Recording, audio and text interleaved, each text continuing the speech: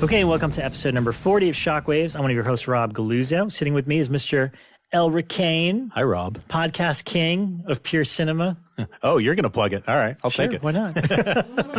Also, Rebekah McKendry. Hello. How's it going, guys? Just great. Excellent. And Ryan Turek. Good week to you all. Good week to you. He looks very formal holding his tea like that. In his Shockwaves mug. I got my own mug. Yeah. Oh, it finally came. Mine finally arrived. That's awesome. Mine was a little delayed. I see. So we are not sponsored this week, but we are sponsored by Shockwaves. Shockwaves. So this is my chance to pimp us because as of right now, a friend of the show is Dustin Sane, who did some video for us when we did Texas Frightmare.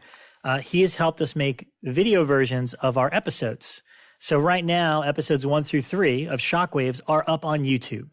They are on the Blumhouse YouTube page. What do you see when you watch that? It's one like of our logo. It's just the logo and one of, like, you know how like John Holland does those great graphics that we promote. It's that. It's a still of that for the whole thing.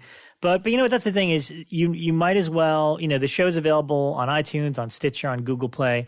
People like to listen to stuff on YouTube too. I mean, I don't, but people do. I do. Apparently I listen to music on YouTube all the time. Yeah. So you have the data plan in which you're just able to wander out in the wild and just pull off some data without paying for it. Yeah. Just listening. I have unlimited data. I don't even. I don't unlimited have data that too. stuff. I've heard there's a lot of fetish sites on there for Apparently I'm whispering behind. videos. I was thinking we could go re-record all our episodes, but whisper. Whisper them? Whispering. Okay, this is Rob Galluzzo. Wow. Welcome to Shockwaves. And we'll just ask our guests to whisper. So there you go. If you listen to stuff on YouTube, we are now available there, and we'll keep putting up. Right now, it's just the first 3, but we'll keep putting up more episodes as we transfer them over. I'll have to look at the comments. Yeah. Oh, boy. No, don't put us on YouTube. God, I'm going to go read some comments right now, do guys. that. Man. Well, we should also segue. Don't forget, Yes. we're on iTunes. You can leave comments there. Yeah. Give us a little review. Throw a little star rating on it.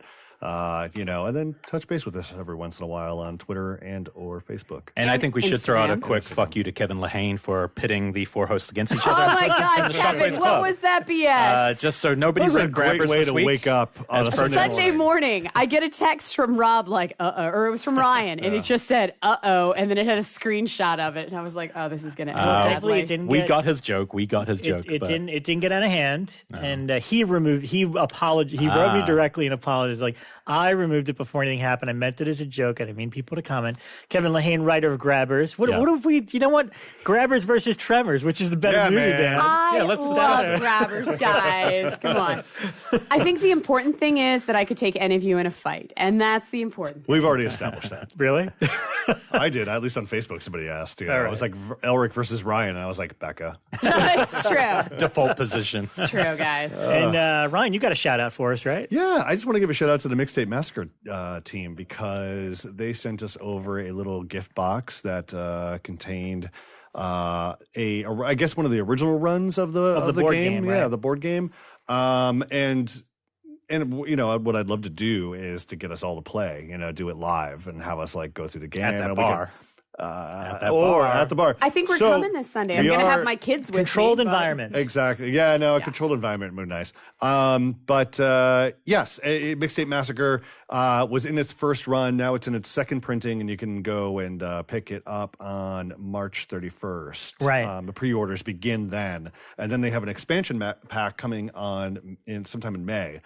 Very exciting. I'm excited because the board game looks like Clue. Well, what I would love to do is just get the 4 of us together in a room, and then we'll just be able to tape it, and just we'll go through the rules, we'll play, but we'll Yeah. also comment on things as we go. It'll be fun. I want you to like make it. a how-to video first, like how to play it, How to break play it it. all down, and then I send it think, down. I'll definitely walk I you think guys we should through. dress like our characters, no matter what they are. Let's We don't know dress what it's like gonna the be. character.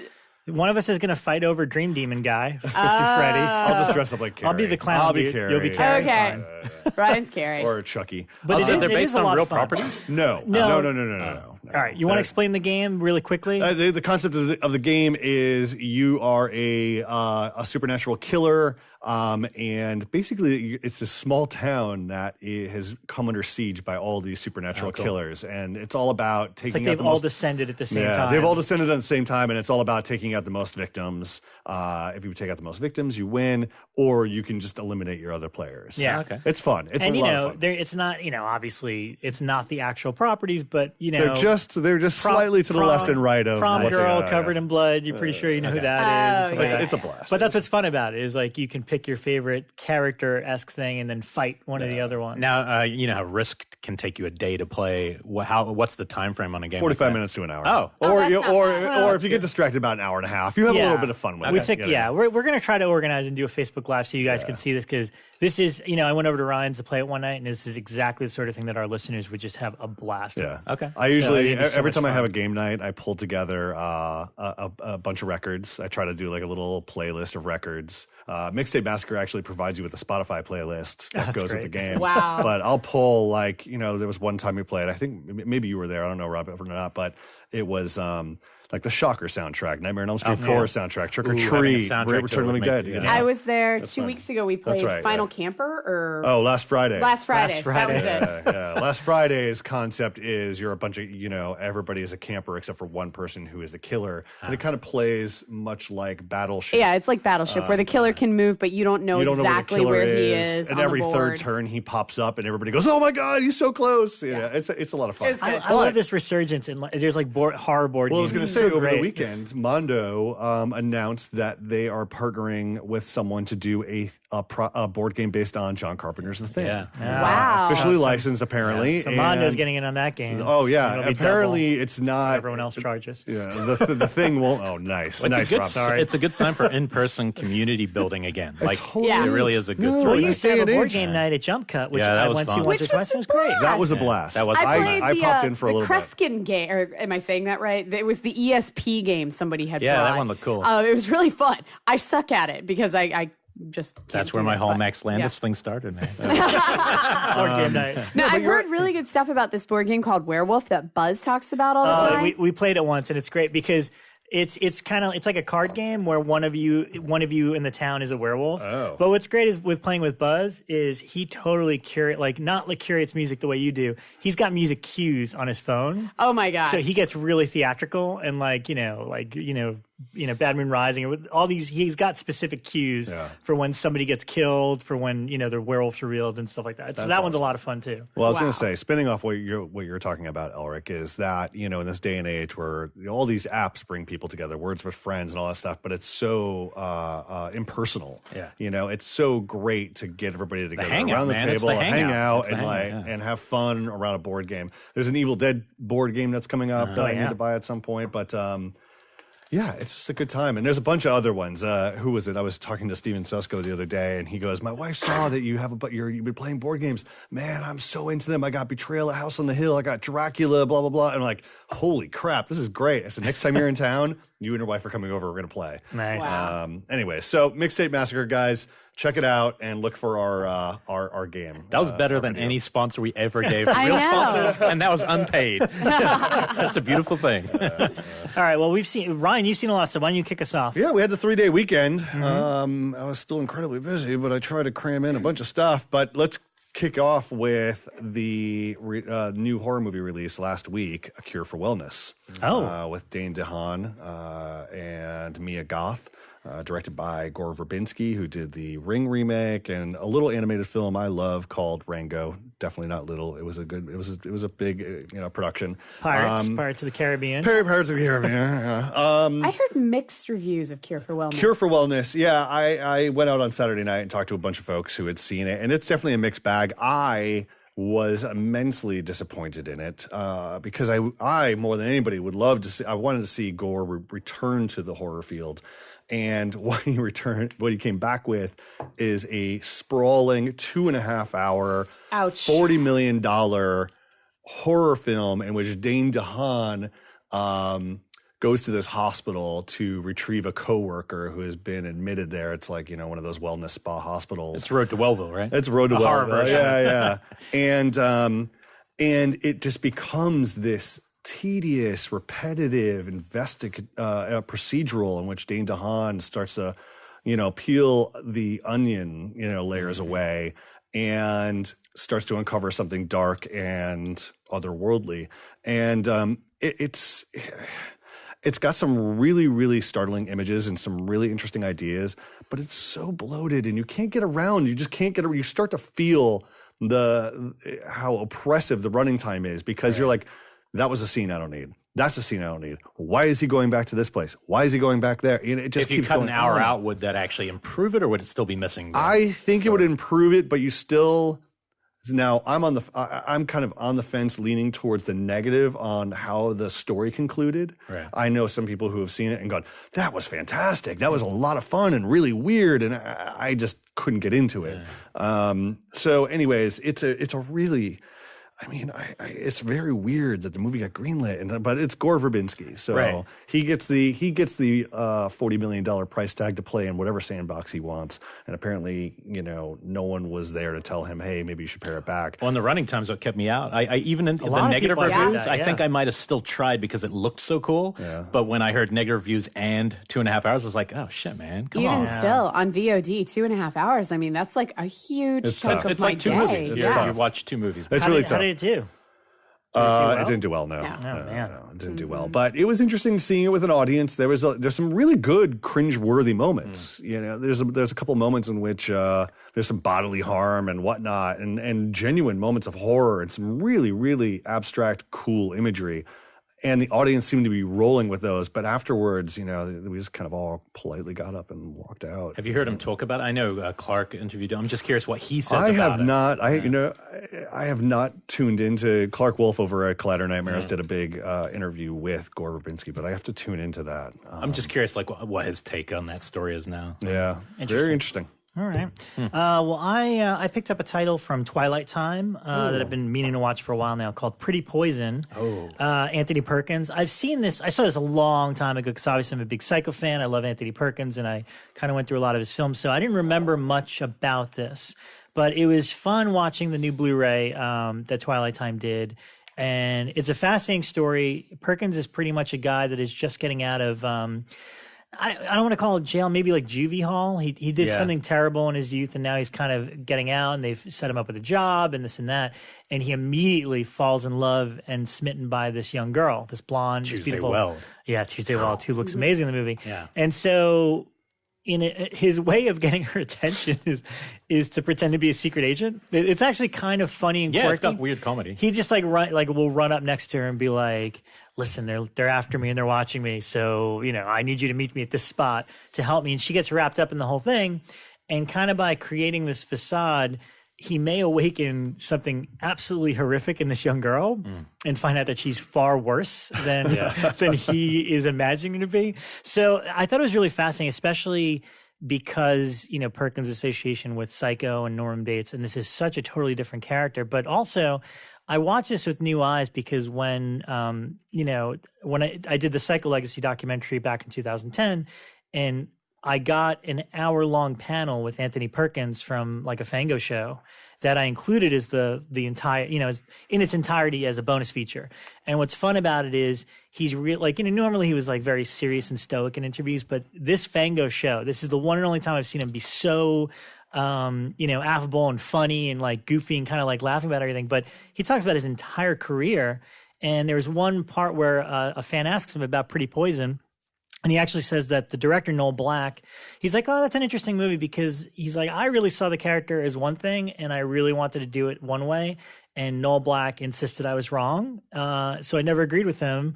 And I did it the way he told me to do it, but I've never been happy with that.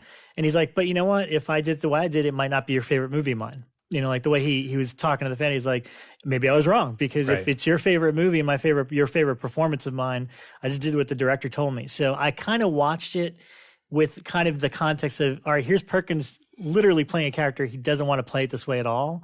But I didn't notice, it's just that quirky energy that he has played into this version of the character. But I like it. It's a really weird little movie. And I don't know if I'd even call it horror. No, it's like it is like black comedy, romance, weird romance, twisted love, like Badlands and stories like that. Yeah, it's been in that cult movie book of Danny. It was one of those first 50 films in that, and so I've been actually dying to rewatch it because I haven't seen it since VHS time, but it made an impression. And it's gorgeous. I mean, the new Blu-ray looks fantastic. And the two of them are in a movie together, so that chemistry that they have then in this film called Play It As It Lays, which is about to play at the New Bev, and it's rare as shit. Like, this is a movie that you can't even see. I can't even find VHS of it anymore. Oh, my God. And they're going to play a print this middle of the month. All right. Tell me about that. I definitely have to go. But when you see it, it's so cool because you're seeing these two actors who had this on-screen chemistry, and here he plays a burned-out suicidal producer, and she's the actress who's all burned out and they're friends, and it's really cool to see, like, 20 years pass and these two same actors. Wow. Yeah, I think it's not horror or anything, but you'll dig it as a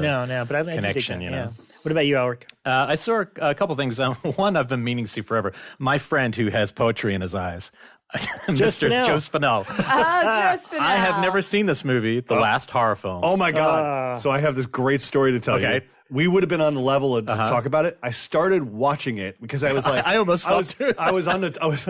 This is a lame ass gym story, but I was on the treadmill, and I was like, this has been loaded up on here for a while. I should start watching it. Yeah. So I start to watch it, and in the first 2 minutes, this girl's walking down the street and just gets completely naked. I look behind me. Yeah. I have terrified this woman on the treadmill next to me, and I was like shamefully closing my iPad, and I just walked away. You know what's funny about that story? Same thing with red, white, and blue on a plane, where I was like, like 6-way. I'll just close my iPad. So, Elric, should I continue? Well, no, the funny thing is, the only reason I watched it is my wife came home from the gym and she said some fucking asshole in front of her was playing, and she said, now let's watch it. So you're the inspiration now. Yes. You know what? What's funny is I didn't realize how close in time it was. It's the next year after Maniac, and it's the two stars. It's Carolyn Monroe, who's just, gorgeous, and Joe Spinell. And so I'm like, so I wonder if this was a weird over-bleeding contract or something. Well, there has to be a connection. From all the stuff on the Maniac Blu-ray, like the interviews and the documentary, Carolyn Monroe apparently fell in love with Joe. Wow. Like just loved him. It's the poetry in his eyes. Who wouldn't? The dude he has got a beautiful thing. Somebody just walked into the room and delivered what looked like two pills. teeth that had been ripped out of a face to Brian. I have the worst headache right now. Who's bringing He's the you two-feeder. drugs? He brought you tea. It's just aspirin. I'm done. No, totally. But I do have an answer for you, Ryan. And the shorthand answer is not really. Okay. I'll tell you what. As a Joe Spinell, a huge fan, there's like bad voiceover. The cool thing about this movie is it was clearly they obviously had a window where they could shoot a film with Khan as the backdrop. Khan, yeah. And so that basically it just opens and he's in New York. He's I really want to make a movie. He's just a cabbie. He wants to make a movie. He's a maniac, but in a cab. And he goes out to Khan. He's obsessed by Carolyn Monroe, and he starts getting his camera and goes, I'm just going to start filming her, and one day she's going to realize that my film's best. Meanwhile, someone that you are 100% sure is him is knocking off anyone around her, other filmmakers, blah, blah. And it's all real Khan. And best of all, it's the year Possession came out at Cannes, because the poster for the Cannes Festival, which I've looked up before because I'm a freaking nerd, is from the same year. So isn't the guy who's playing the killer also the director of the movie? David Winters? David Winters is in. I don't know if he's the director. I don't know if he was playing the director in it. I think he's in the movie as well. He could be. Look, it has its charms. It was a trauma pickup, so that tells you a little bit. But I'm going to tell you, it goes to a really dumb place. Like it gets to an ending that's like you're like, oh my god, this is the most generic crap ever, right? The movie, for all intents and purposes, ends on a typical freeze frame killer kind of. You're like, oh, Joe Spinell must be bad kind of thing. Police cars coming, freeze frame, and then the last minute of this film could be the reason movies were invented. Because I'm going to just spoil it for you because I don't give shit. Just don't listen for the next 30 seconds because I don't think anyone's watching. It just cuts to him in his bedroom showing the movie to his mom. And he was like 90 years old. And he goes, see, Ma, I made a movie. And she goes, hey, honey, pass me a joint. And that's the end of the movie. And I was like, and the tone is like 100% different from the rest of the movie. So I was just like, now you got me. Like the movie was more or less a waste of my time, but the last minute was like pure. Also, it was nice because Joe wasn't the maniac. And so it's kind of like, my God. So, I don't know. I still wouldn't, the only reason I'm telling you so much is to kind of spare you some of the pain. Right. Maniac's 100 times better a movie in terms of craft, but it was kind of worth it for that. But the con thing is really fun because because they're doing really weird things. Like they're shooting lots of B-roll of real con, lots of topless people on beaches. But then Carolyn Monroe will be running from the killer and everyone's like, oh, what a great publicity stunt. Everyone's clapping. And, Femme Fatale by Brian De Palma is another one shot in the same way where they shot as at con and they filmed it. I love that. Yeah. So, it's kind of fun. I really want, I don't know, have you seen that recent Maniac reissue? The original Maniac got reissued on vinyl, and it's just this drawing that's a close-up of Spinell's face. I want Mondo to do a shirt of that just says poetry in his eyes. I'll wear it on the top. I'm giving you I'll the be permission. an official sponsor. I love that. Ryan almost watched the same one. It's been on my queue probably for like years, and I just always pass it going, And then I was just one of those days where I couldn't find anything. Well, I it was like, next to, I paired it when I brought in offerings. I put offerings on my tablet. I was like, I'm going to add Last Horror Movie. Yeah, that's funny. Bekah? Maybe I'll check it out. So I'll start by saying that all the movies I watched this week were on Fandor because I'm still really digging that site. And you guys Bekah McKendry, brought to you by Fandor. Are we going to all bring in individual sponsors? Hey, guys, before you start mansplaining this again and being all disparaging on something that you apparently know fuck all about. Hold on. How can we mansplain if we didn't know what something was? We all said we didn't. No, mansplaining is trying to explain. Brennan, throw that red cinema police card down right now. Wait. Mansplaining is explaining something that you... It says fansplaining. Fansplaining, yeah. Regardless, you guys know fuck all about it. So shut up. We're hating on Fandor. You're hating on Fandor. But seriously, I even posted it up on the Shockwaves fan thing and was like, everybody look at this. And everybody was like, yeah, it fucking rocks. So seriously, it's good. All right, you should check it out. Carrying on. Okay, so I wanted to see LEMORA because we'd been talking about it and then realized we couldn't go to the screening. No, you invited us to a screening and then pulled out Cinema Police. Elric is still going, I think. I still want to go. Well, guess what? My shoot got moved, so I may actually make it now. But I went ahead and watched it anyway. Don't threaten us. I may come, guys. But anyway, so I went ahead and checked it out because it was screening on Fandor, and I was like, cool, let's do this. So from 1973, and man, I remembered this film all wrong. So I remembered this as being like Suspiria light, like a childhood version of Suspiria that I used to watch when I was a kid and thought it was really kind of light and fluffy. Oh my God, this is like the most lecherous sexualized movie ever. Ever. Friday night. So much so that apparently all of these Catholic organizations got together and tried to have the movie banned. So it's about this girl whose father is a gangster and she thinks he's died. And she runs off to live with this reverend, and he takes her under his wing and kind of raises her as this angelic image of the church. But she's now of age, and she gets this letter from somebody who says, like, I'm in this weird town. Your dad's here. You should come see him. And so she goes through this, like, do I run away? Do I stay with the church? Or do I run off to see my dad, who happens to be a gangster and a criminal and killed all these people? And she ends up deciding to go visit this weird town. And that's where the horror kind of comes in. But man, it's like Valerie Week of Wonders, level of like everybody is just leering at her. Will it be hard to watch at midnight?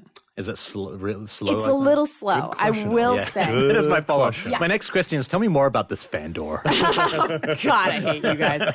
Seriously. No, but it is a little slow. It is Suspiria-like in the dream-likeness of it, where once she gets to the town, everything gets really dreamy and kind of multicolored and ethereal and weird. Do you still like it? Did you like it as much? I did. Actually, I like it a little bit more because I recalled it, and it's even called LEMORA, A Child's Tale of the Supernatural. Right. And so and it's PG. So like I totally recalled it as being like a Disney film. And I do have to say, it looks like it is shot like Watcher in the Woods. Like it feels like one of those heavy Disney films from the 80s that still aren't that heavy. But man, there were some sexual overtones in this film that I completely missed when I watched it as a kid. Nice. So I highly recommend checking it out. It does get creepy. And it also has like a Lovecraft vibe because they keep talking about this weird town that everybody's in. They call it Astaroth. And they keep saying, yeah, everybody in that town, they've got this Astaroth look to them. And it feels very Innsmouth. So it's got like some weird Lovecraftian tones too. Sweet. So that's LEMORA. All right. I think I will check it out on Friday night. Yeah. I'm sure you were about to say on Fandor. I thought you were going Come on, guys. Wait, I'm never going to ask another Fandor question, but does that cost money or is this a free thing? It's $3 a month. Okay, got it. It's like all these other sites. Service, Like Shudder and everything. Yeah. Yeah. All right, Ryan? Old man Randall. It's weirder and artier stuff, I will say. All right. I dug in into popcorn. Yes. The Man, Synapse. I'm jealous of you rich people with your popcorns. Synapse, but we saw like a 35 miller screening of it. I freaking worked on. I edited the documentary. I still had to buy it for $50. Yeah. So, but anyway, continue. Yeah. I didn't get a free copy. I had to buy That's a criminal. copy. Synapse, man. I produced some of the features for my Vice's locked door, and only you have the key, and I had to buy a copy. Yeah, That's how it goes, man. But anyway, have you seen? How long has it been since you've seen this movie? It has been probably 15 years. Oh wow! Yeah. I love popcorn. There was a really me good too. 35 millimeter screening of it at Beyond Fest. Beyond Is Fest that a where couple we years saw ago. that a couple of years ago? me and Mike put that on. Yeah. Williamson. It was fun. I think I sat next to you. Wow. I remember what was it? Yeah, I remember the double feature, whatever 1990. they did at the Beyond Fest. Yeah. It was a big to do, but I wasn't able to go. But it looks great. Synapse did a fantastic job with the Blu-ray. The packaging in and of itself is fantastic.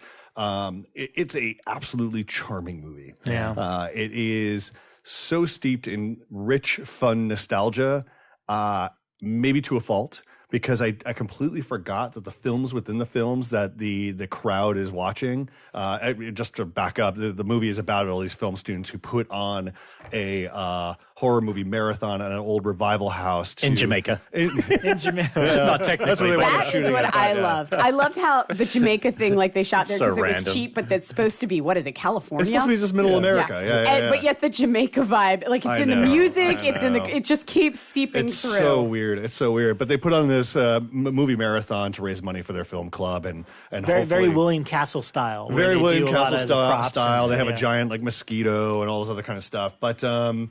But through all of this the horror movie marathon, Jill Schoelen is kind of unlocking this kind of experimental horror film that they discovered in just like a chest, and it kind of unlocks a secret of her own past and Her then- flashbacks throughout the story. It's fun. Yeah. So there's like a killer element, there's like a slasher element, there's a very nostalgic element, but it's a lot of fun.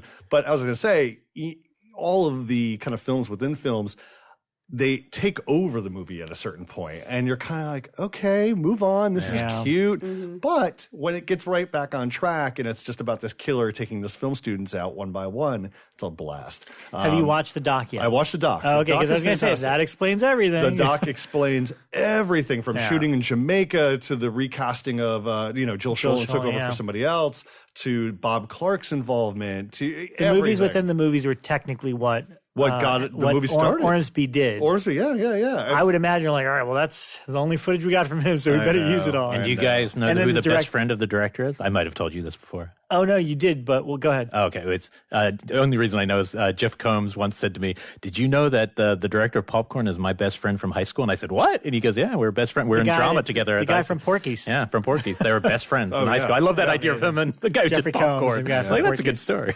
Yeah, but great job on to the entire Synapse team and who spearheaded the whole Popcorn revival? It was Chrissy Jett. Chrissy Yeah, Jett. yeah. Thank you. Yes. Sorry, I didn't mean to blank on your name because I followed the entire way on Facebook. It's a great package if you're a huge Popcorn fan, and it's great because Popcorn was one of those kind of, again, formative movies. Even though I was a horror fan as a kid, but I have a distinct recollection of going to a Fangoria show and seeing the Popcorn button, which was kind of like a cutout version, and it had the killer popping out of a box, and it said, buy back, go home in a box. Yeah, And great I tagline. grabbed like a handful of them. Actually, after I watched the Blu-ray, I called my dad and I was like, so I got a box of buttons. I'm going to need you to send me my shoe box of promo buttons because I've got like 20 Popcorn buttons just sitting in there. that's great. I did the same thing a couple of years ago where I remembered I had this like old candy box full of buttons at my house, and I had my dad send it, and all of the cool ones were gone, and I just received a box of California raisin buttons, and that was the only thing that was in it. And I Cuts was to like, your dad wearing all these horror buttons on the couch in his underwear. Which is a vest and underwear. There's a couple Slayers on there too. Oh, So. my God. But I would love to see. Well, the Popcorn, the two movies I think of in the same breath is Popcorn and Fade to Black Oh, because they're yeah, so similar. absolutely. I mean, Fade to Popcorn's Black. more fun. although somebody I saw sure. on my Facebook feed, I don't know if it was Heather Buckley or whomever, but they just said out of nowhere, like, Fade to Black, yeah, it doesn't hold up. And I was like, wow. I watched it a couple of years ago, and still, it wasn't, I mean, as exciting as Popcorn. Definitely not as fun. It wasn't as fun. No, definitely not. Also because it's kind of a single protagonist thing versus a group film. And he's crazy, and he's making impressions the whole time. But I do think there's a lot of similarities between them, and they're interesting. I've heard mixed reasons from there's rights issues where like 5 different people think they have it, to the person wants too much money. Yeah, because I picked it up. I picked up a bootleg copy of it, for lack of a better term, a few months ago, which I talked about on the show, and they use so much footage from other movies. Oh, that totally makes sense. So it cuts to The Creature from the Black Lagoon, and then they'll cut to another horror movie because the main character is like a movie fanatic. Yeah. So it's kind of like that. Remember that show Dream On from HBO, where like his memory will flash old movies. So that's what it is there's so many clips from other movies in it that I can't imagine anybody being like, oh, no, I don't know how they can get away with putting it out now. Yeah. Well, I do want to say Synapse did a fantastic job again. And, if you have the bread like Elric does to buy a copy. Letting it rain. Then make the splurge. Do it. Yeah, and it's a weird thing because people, and I've been wanting to write an article about this, about just the fandom, the prices for all these discs, because people complain about that. The thing about Synapse, though, is they and look, I had to buy my own copy, so I'm biased with this company, but the thing that I think makes it easier is they only do like 2 releases a year, and they always do like above and beyond for the restoration and features the package. And I wouldn't be surprised if they do like a single disc version of this in a couple of months, because they've done that with every Argento steelbook, right? And Demons and stuff like that. Yeah. So if it's too much for you can wait. I'm sure there'll be a regular version. That's what I'm going to do. Or you can go back. I was going to say, you can go back to our last episode and hear about how we slaved and worked to get those pricey laser discs and VHS tapes. Yeah. Well, and they've been working on Suspiria for years, and I'm sure when it happens, it'll be amazing. An amazing release. Yeah, it'll be great. I think some of us here are on that. Hey, that's right. I'm on it. That's true. Don't leave me wondering. Yeah. So for me, I saw another film. I was in Arizona this week visiting my folks and my family, and my brother really wanted to show me this anthology. It's not exactly horror, but it's one of the most creative anthologies I've ever seen, and it's really dark, like in really fucked up territory that I had to talk about on the show. It's from 2014. It's called Wild Tales, and it's it's an Argentinian movie. I guess it was up for Best Foreign Film or whatever, but it's 6 skits. It's from the same writer-director, Damien Chizvron. I hope I said that right. But I don't want to give away too much, because that was part of the fun. Is I like the it reminded me of Creepshow in the sense that I like that it was one unique voice that wrote and directed every skit, but it went from really humorous to really dark and fucked up. So the opening skit's only 5 minutes, so I've seen that, and that's it, and it was the funniest thing I've ever seen. Like, I was dying. Let me set it. Yeah, once you get into it, so basically this woman, this very attractive woman, is on a plane. Yeah. And she strikes up a conversation with the older gentleman next to her. He helps her with her bags or whatever, and they just start chit-chatting. And, what are you? I'm a model. What are you? He's like, I'm a music critic. Oh, that's funny. I had a boyfriend that was a musician. He's like, really? Who's your boyfriend? And she says his name, and he's like, get out of here, really? He's like, yeah, I remember. I failed that kid. He was one of the worst musicians ever. And then literally the woman in front of him is like, excuse me, I couldn't help but overhear what you were saying. He's like, did you actually know that? Because I taught him in 4th grade, and actually I sent him to the principal and all this. And then all of a sudden, it's like, who on this plane knows this character? And everybody raises their hands, and he's the pilot.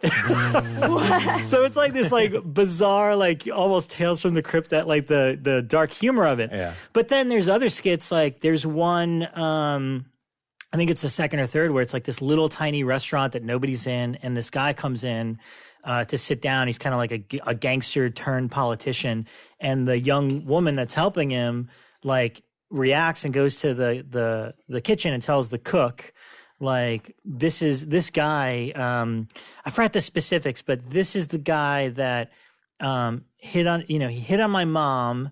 And he pretty much ruined my family. He hit on my mom when she didn't accept his advances, threatened my dad. My dad killed himself, and it literally sent our family in a thing. And so the cook's like, do you want to take out the rat poison? Like, it's just us and him. Mm-hmm. Let's take care of business. So it gets really dark in that sense, but literally there's not a weak link of any of these stories. Are any of them any connective tissue besides the voice? Nope. Okay. It's just that. And there's one really darkly funny one, which ironically enough reminded me very much of my experience at the DMV today. Because there is one with this guy that keeps getting his car towed, even though it's not in the zone or whatever.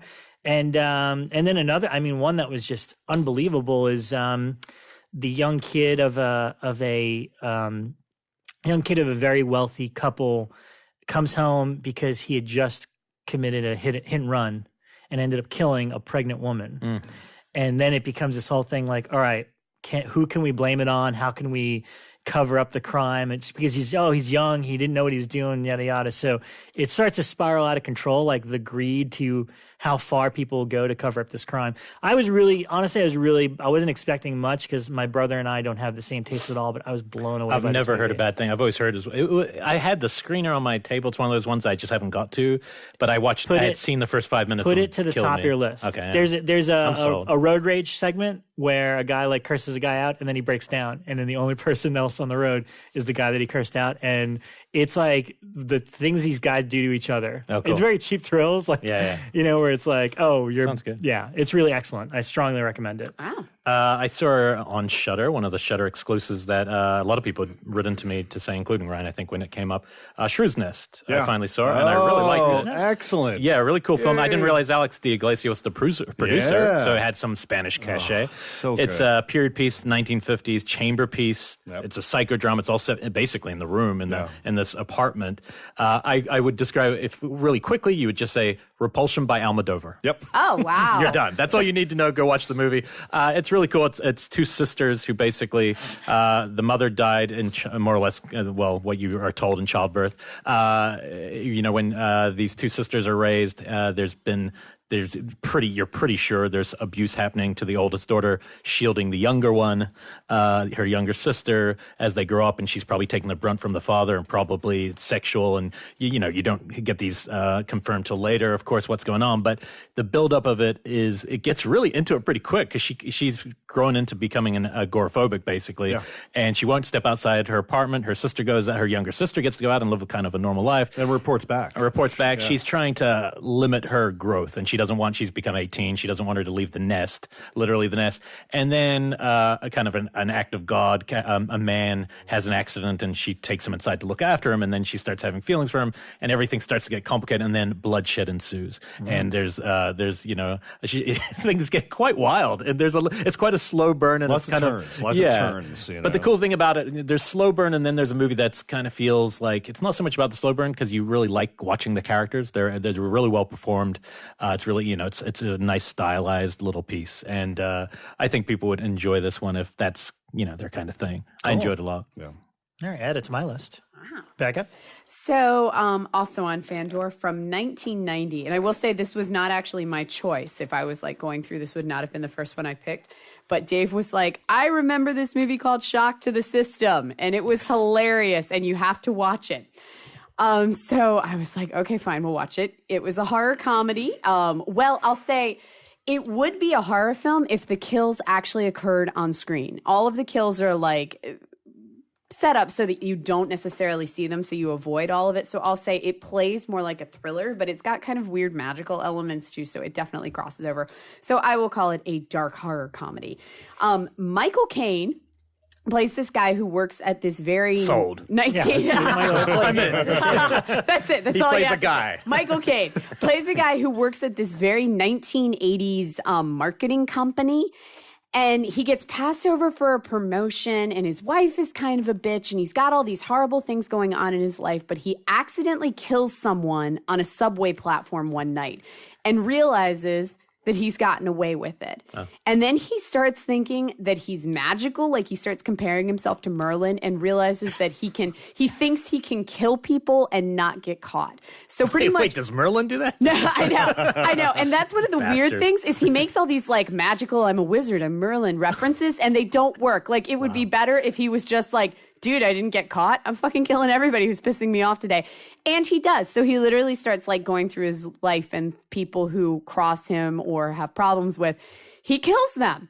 And so some of the ways that he pulls it off is interesting. And there's a cop who kind of gets wise to what he's doing and kind of gets on his tail on it and everything.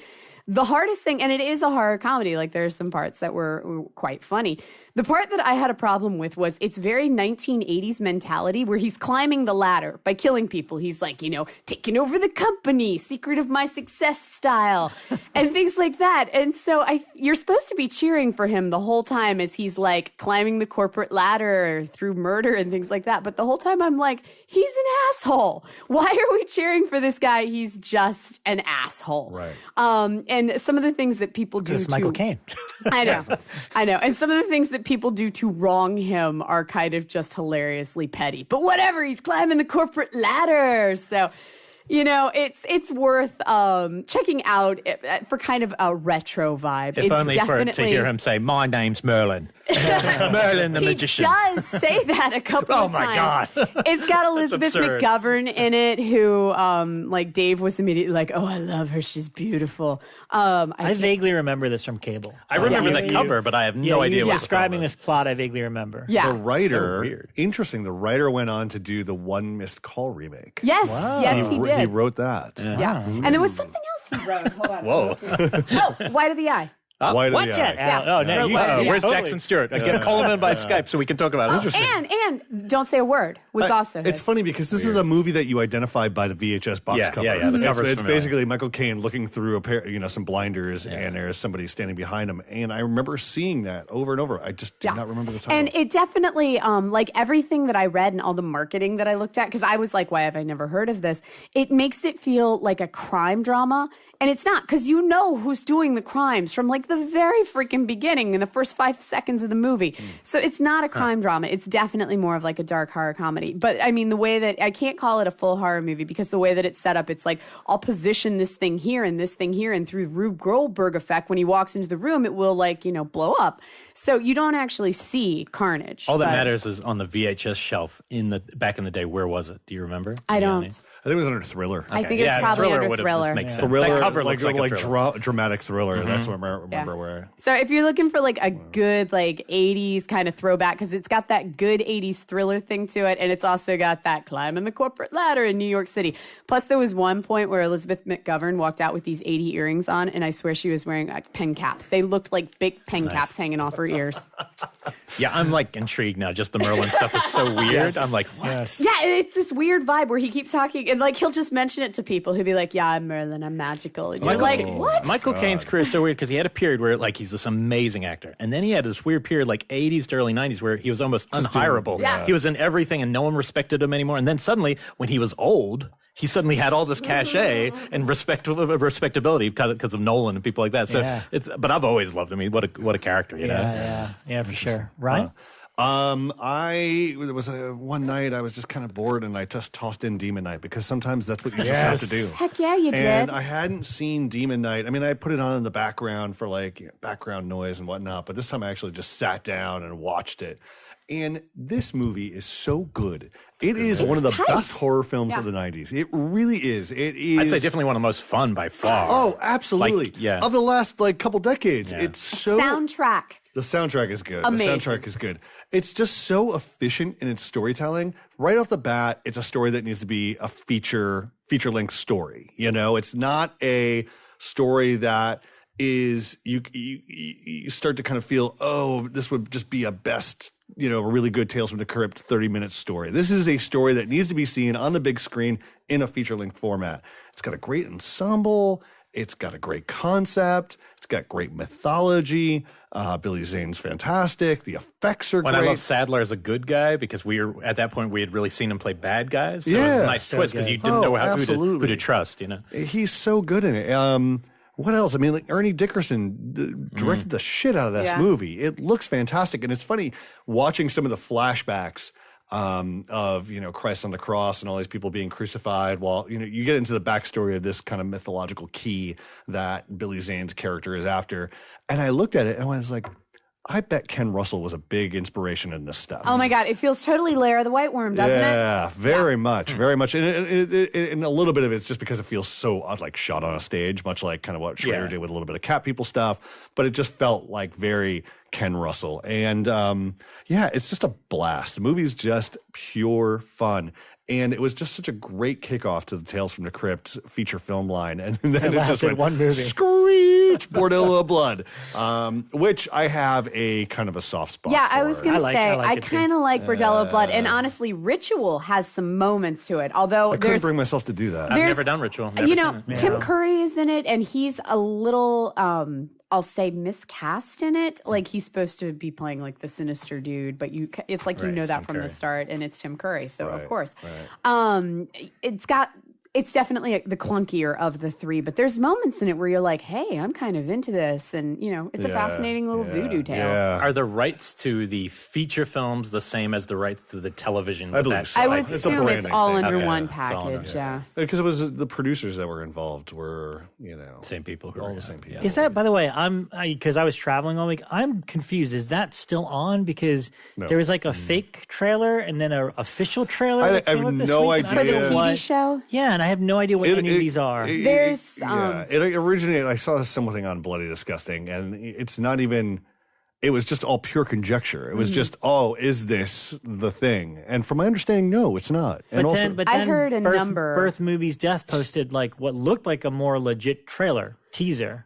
I heard a number of rumors as to why it wasn't happening, which I don't want to restate on the show because I don't know what's true and false. But I will say that there's a number of rumors swirling Hollywood on why it is not happening. We already speculated rights because who knows who owns the Crypt Keeper versus the Tales from the Crypt title. I mean, the only thing I want to add, Ryan, to you because I do love Demon Knight. And I mentioned it before, but it's one of my favorite commentaries ever is that I got asked to do Bordello of Blood, which I know a lot of people are like, Bordello of Blood. But it was written by A.L. Katz, who also wrote, I believe he wrote Demon Knight as well. But he was one of the key people that basically wrote, I looked him up and he wrote all my favorite episodes of the actual show. Yeah. And apparently he hates Bordello of Blood, and I was told he's going to be extremely candid. So it's one of my favorite commentaries I ever got to do because we get to talk about the whole history. We talk about Bordello of Blood and what went wrong, but basically the entire history of Tales from the Crypt as a show, what worked with Demon Knight, why this one fell apart. Like, he was just super candid and honest about anything. Huh. And it's so if anything, it's worth hearing that to get the full scoop of what happened, which basically, I'm sure basically they had another movie lined up that was going to be the second one. Right. And 2 weeks before production, they were forced to use Robert Zemeckis and Bob Gale's college script, which was Bordello of Blood. Yeah. And they're like, nope, this is your next movie. And they're like, okay. And they're like, well, can we have this person? And they're like, nope, you're hiring Sylvester Stallone's girlfriend, Angie Everhart. He's totally candid about all of it. It's all Joel Silver. This disc. Wow. Now, where did Frighteners fit into there? Because Frighteners, for a long time, was supposed to be one of the Tales from the Crypt movies, right? Yeah, that's what I heard too. It's been a long time since I did the commentary, but I do believe we brought that up. And we brought Ritual up and talked about where they all kind of fit in and what happened. And the documentary that's on there too, because they also did on-camera interviews with everybody, is one of the, they always give that warning, like these opinions are not or whatever. Right. The Bordello of Blood one is amazing because it's literally everybody saying what an asshole Dennis Miller is. Because he actually didn't want to do it. And apparently, they're like, he hates horror, he hates Tales from the Crypt. And that film would have been better if it was John Larroquette. I agree with you 100%. Oh, but yeah. what happened? Interesting casting choice. But what happened was, for whatever reason, Joel Silver was convinced, no, it's got to be him. So they went to him, and he said, "I'll do it for $2 million," not thinking they'd ever actually pay him. And he's like, "Yep, give him $2 million." Why would they do it? Yeah, so but he begrudgingly did that big movie. Show on Yeah, HBO. an HBO. That's what it is. But I mean, that would be like Bill Maher getting a role in House 2 or something. It's crazy. Which is exactly what John Larroquette is in a Tales from the Crypt episode. Just making sure everyone knows. John Larroquette is at the beginning of... that's the Santa thing at the start. He's amazing. Good, just checking. Anyway, so that's the Bordello Blood thing. The last thing I wanted to talk about was Bates Motel. Kicked off the fifth and final season. I know some people have trailed off, and I understand why. I'm obviously a huge Psycho fan, so I've been watching from the get-go. And what I told Ryan before we went on is I think the first 4 seasons are on Netflix now. Strongly recommend just plowing through them because they're only 10 episodes each season. And the thing that stands out is obviously Freddie Highmore and Vera Farmiga as Norman and Mother. And the strength of the first 3 seasons is them.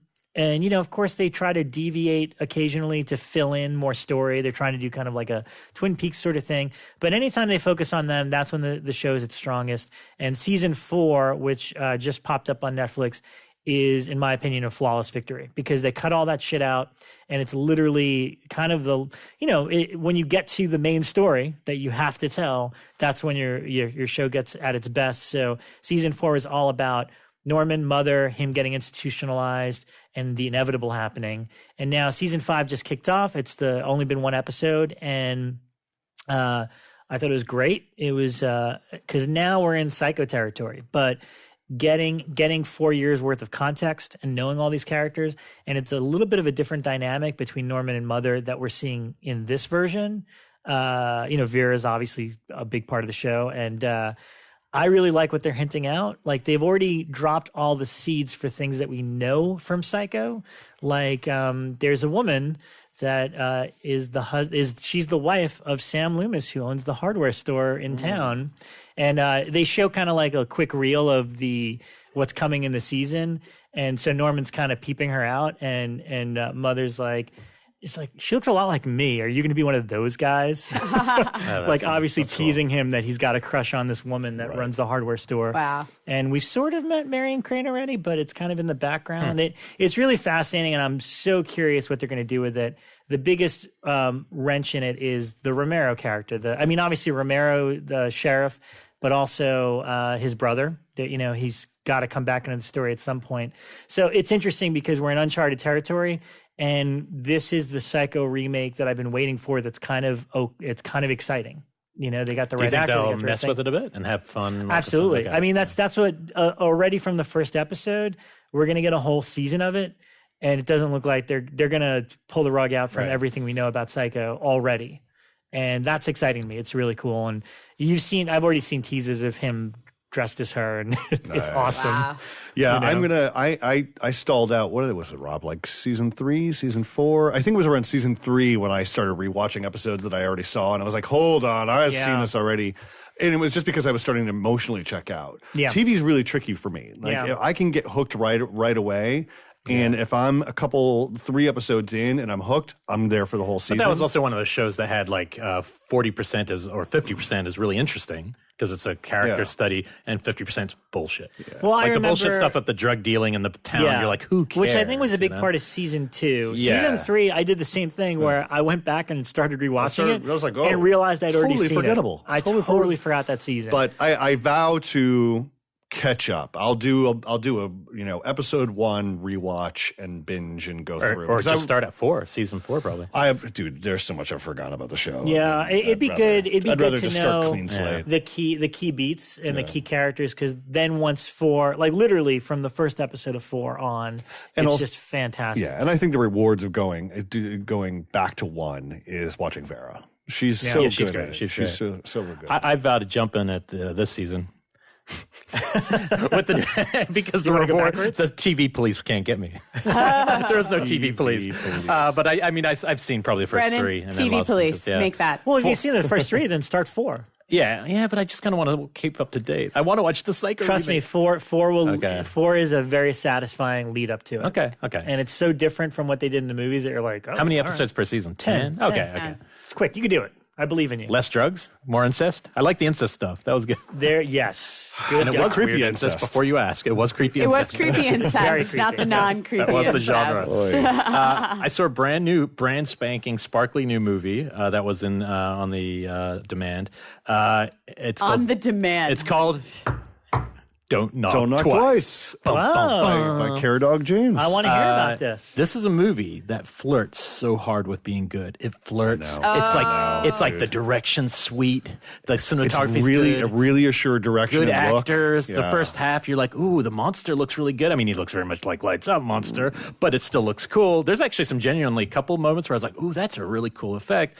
But there's something that leaves you really cold with the characters in the first half, and then the second half is just plain not good. The second half to the ending is so unsatisfying to me. But it was one of the weird note I wrote down to myself was like, there's no cause and effect in the script. There's just effect. It jumps to the thing happening without the buildup, and then it tries to give you a little bit of exposition about the tale in the backstory. And you're like, wait a minute, you're jumping into the middle of the story with a mythology with no explanation, and then afterwards they'll explain some of the mythology, and you go, it's too late now. And there's a character who comes out of nowhere as like major, like suddenly they just like their friend who's just standing in front of them one day knows everything about the mythology. She was just like modeling for them, and they go, "Hey, do you know anything?" "Yes, I know everything from the old country." And you're like, "Fuck you!" Like, so it felt like a script thing for sure to me. But the actual director, he's doing a great job. And look, if I have a crush on anyone this last year and a half in terms of who's doing good work, that Lucy Boynton between this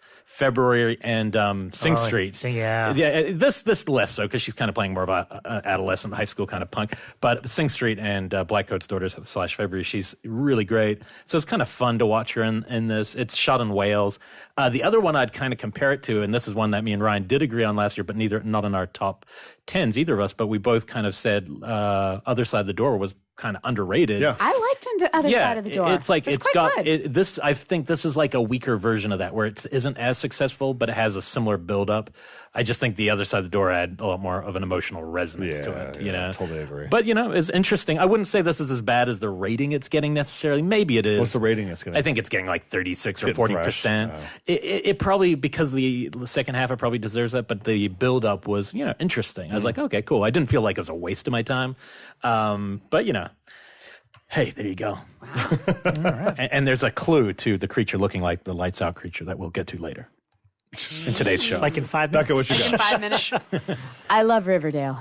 I told you. Oh my God, They're guys! dropping like dominoes. You're on the sleaze so train. Fun. It's purely ephemeral. Like I finish the episodes and forget, what I just watched, and like 5 minutes later, I'm like, oh, I should watch another one.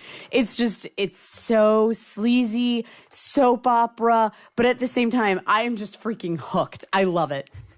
I'm the odd man out. Seriously, I have no idea. right? You guys keep bringing Riverdale to the table, and I'm just like, all right.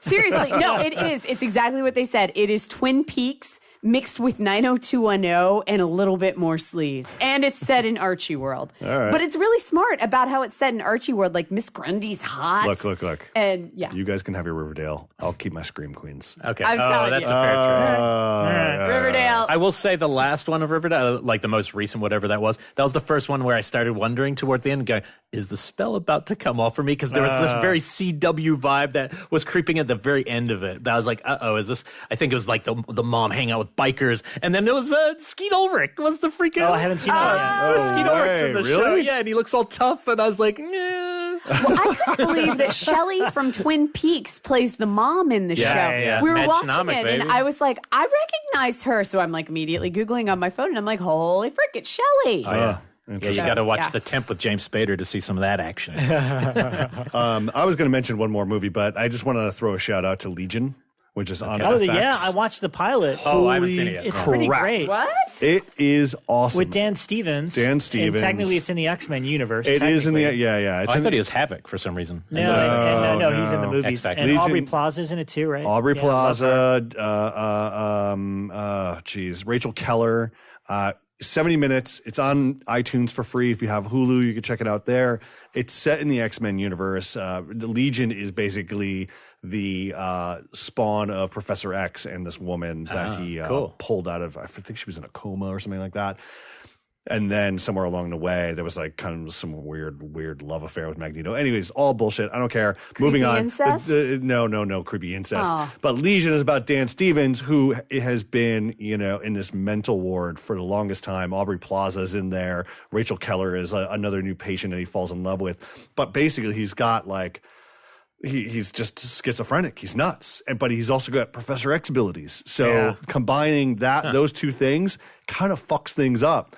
And the first episode is a 70-minute head trip of bouncing back and forth in time, like the present tense, past tense, going into his backstory, going into whatever crazy thing that had occurred. They're kind of like, you've got Dan Stevens sitting in this room being interrogated by these high officials, and they keep talking about this crazy shit that went down at the medical facility. And he's like, I don't know if that really existed. So you're questioning the entire time what's real and what's not.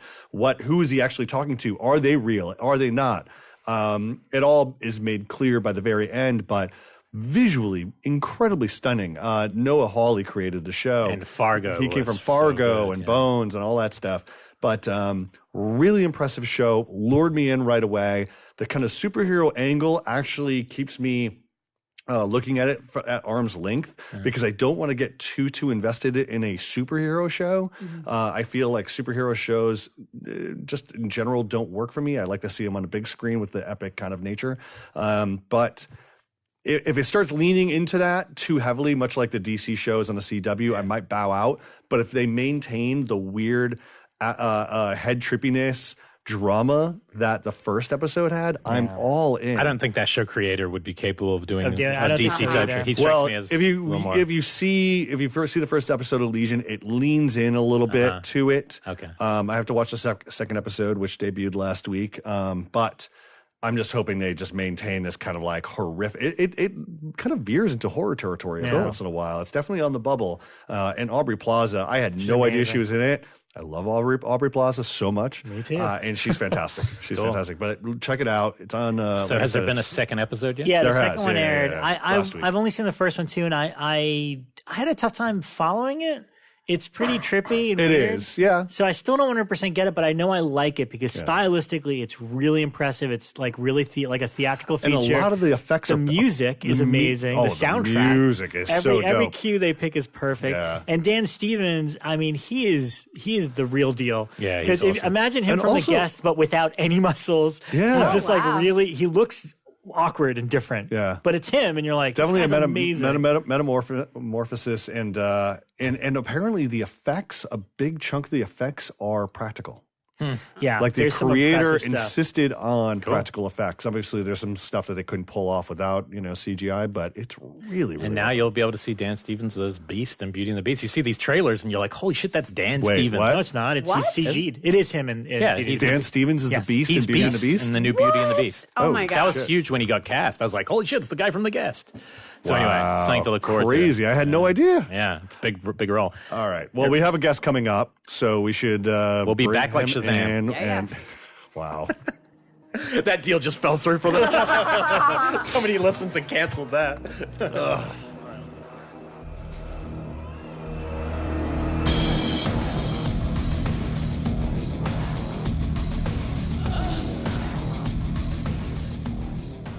All right, welcome back to the show. This is pretty exciting. Yeah. I'm excited. I feel like we're late. This is my Yeah. Should have had this guy on like a long time Like a ago. year ago, we tried. because he's my Twitter friend, and I've talked to him on Twitter a lot. And then he got busy. Yeah. Couldn't Kind come of on a the big show deal for a now. while, but we caught him in between movies now. So we're very happy to welcome to the show David Sandberg, Welcome to the show. director of Lights Out. Yeah, And long the time upcoming- listener. Annabelle 2. That's crazy. Yeah. Yeah. What do you I think Elric asked you before we went on, but how did you discover the show and why do you listen to us? I was curious why anyone would listen to us. I was Googling like horror podcasts. I was getting into podcasts. I was like, hey, isn't there anything about horror? And it was kind of funny because I started listening to you guys before all of this happened with Hollywood and everything. So it was like that, maybe, one day I'll make a horror movie and maybe, I can be on that podcast. Are we your climax?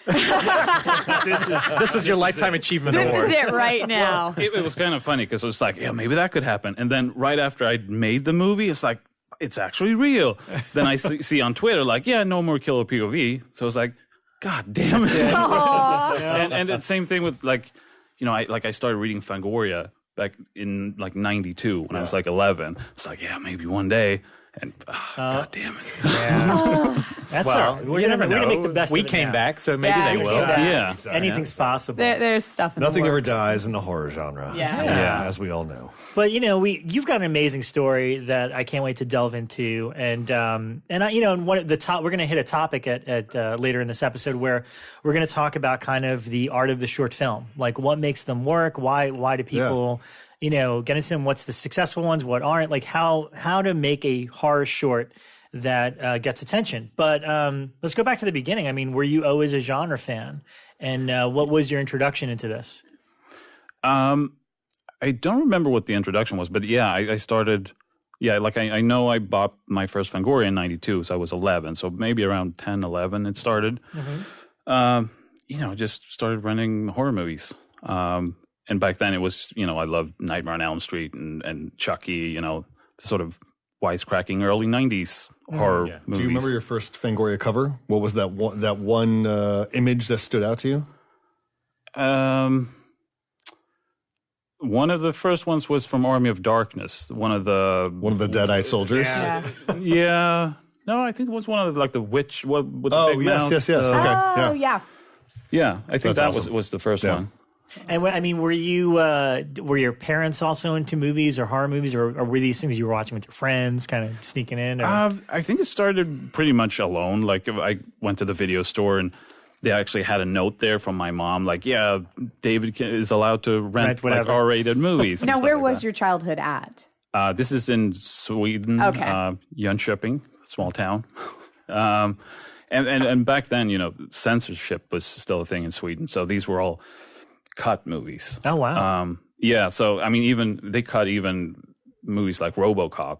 So like the first time I saw that uncut, it was like, holy shit, this is actually violent. You didn't lose like The Melting Man, did you? Or anything? They took that out. No. Yeah, that's a lot of work for them, like an actual government to do all that editing of every movie. That's they crazy. don't do that anymore, though. Yeah, no. But yeah, then when I got up in my teens, my friends and I used to take the train to Gothenburg, like this 2-hour train ride where there was a store that had uncut imported movies. So we'd like take the 2-hour train ride there, then spend like an hour in the video store, then go back home, and then spend the evening watching the movies we bought, and yeah. That's cool. Yeah, I think we all had, like, Kim's Underground in New York City and out here and stuff. So how early on was the filmmaking aspect a part of it? I mean, did you know fairly early on, or were you kind of going on a different path? No, I've always, the goal has always been to make movies. So I started like 7 or 8 or something with my dad's video camera. But back then it was more sort of action-y movies that then became horror movies. Yeah. And I mean, how difficult, I mean, I know nothing about Sweden. So growing up in Sweden, like, were there other people that were aspiring filmmakers? How do you get your start was there a community? Did you have that kind of friend infrastructure that kind of helped guide you in your little mini productions? Yeah, I mean, it was just with friends. Like, hey, let's go out a day in the woods and shoot a slasher movie, That's cool. Not really a script or anything. Just, we'll make it up as we go along. And, they were just as good as that sounds. And, but then I once you got up in your early 20s and people got jobs and it started getting harder to get that going. So I actually got into animation for a while because that was something I could do all by myself, and got pretty successful with that. Did that for a few years until I felt like, you know what, it's live action genre movies that I want to do. And when you say you kind of got successful, was that doing animation for like commercials, or what kind of thing are you working on? I did this little short in Swedish that I uploaded to YouTube in 2006 when it was still a new thing, YouTube, and it went viral in Scandinavia. And so these companies started contacting me, hey, could you do a little short for us as a little commercial? So that's what I did for a few years. At what point did you start making the horror shorts? And what was kind of the, because it sounds like you had success doing the animation stuff and the commercials and all that. So were the horror shorts born out of, well, this is fun and all, but that's my day job. I want to do something that's outside of that. Yeah. So in 2013, I felt that, what I really want to do is genre movies. And, I had gotten some money from the Swedish Film Institute to do other stuff. So, and I tried to get money for horror movies and just got rejected.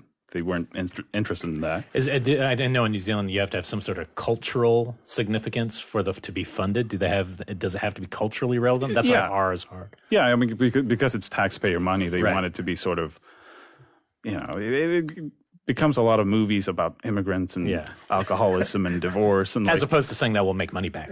Like horror. Yeah, because it doesn't have to make money back. It's free money. It's now, do you have a lot of horror films being made in Sweden, even outside of the grant? Some. Most notable example I can think of is, before it's become better. They made Let the Right One In and stuff like that. But I remember, like, back in the 90s, they made a movie called Evil Ed. Oh yeah, I remember Evil Ed. That's getting an Arrow Blu-ray release. Soon. Oh yeah.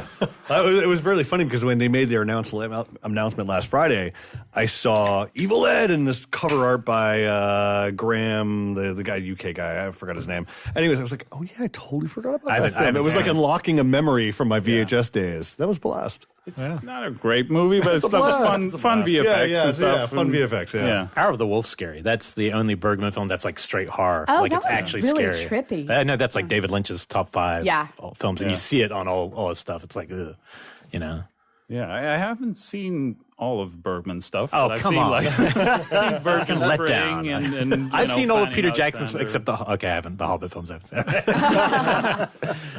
So I wanted to ask you, I mean, in terms of making the decision, obviously you were evolving as a filmmaker and kind of learning your own aesthetic and stuff like that. What was the impetus behind just kind of gravitating and focusing on shorts as opposed to kind of diving into a full-blown independent feature? You know, what was kind of holding you back? Resources and money. Yeah.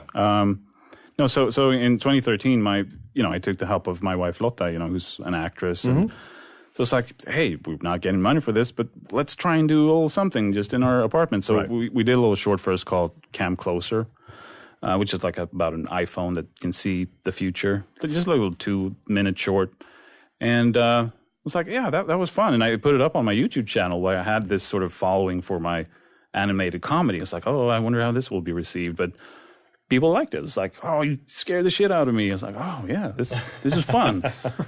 And it was shortly after that where I saw that the Bloody Cuts guys in England, this sort of collective of horror filmmakers who've done a lot of cool shorts, had an online competition, like make an under 3-minute horror short and get it shown to people in the business and stuff like that. So we were like, oh, hey, that's what we're doing now. So we shot Lights Out for that competition. That's fantastic. So Lights Out was one of the early ones? Because you have quite a lot of horror shorts. Yeah. Every time I'm scrambling for a news pice, I'm like, I'll just post one of David's shorts. Yeah, I do the same thing. And they always perform great on the site every time. So, yeah. Yeah, no, it was the second one Lotta and I made. Oh, wow. The others were made after that went viral and we started talking to Hollywood and all of this, while we sort of waited, because it was like a year of, making deals and getting a writer and all of this. And we were never sure that this was actually going to become something. Right. So we were like, yeah, we'll keep making shorts. And, we even had plans doing a feature if this didn't pan out. Like, yeah, maybe we can even do a feature, just the two of us, and we had this story that... That actually would be interesting to see what you would come up with that limitation. I think you could do it. I mean, from your shorts, you can tell you could do it. It'd be interesting. I kind of still want you to do that. No, right now, David. All right. Right now. Hang on. In this room. In the podcast room. Yeah. Well, I was going to say, what's important for our listeners to take away, and especially those who are aspiring filmmakers, is you never waited.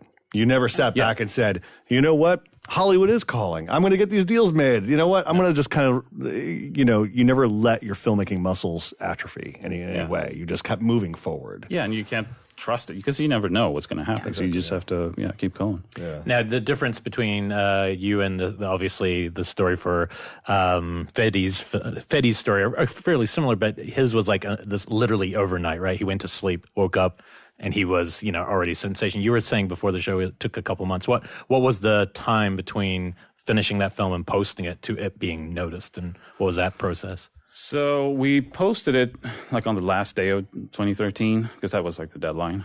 And then there was like 2 months of before we found out like who won the competition and stuff like that. And we didn't win the competition, but I did win the Best Director award.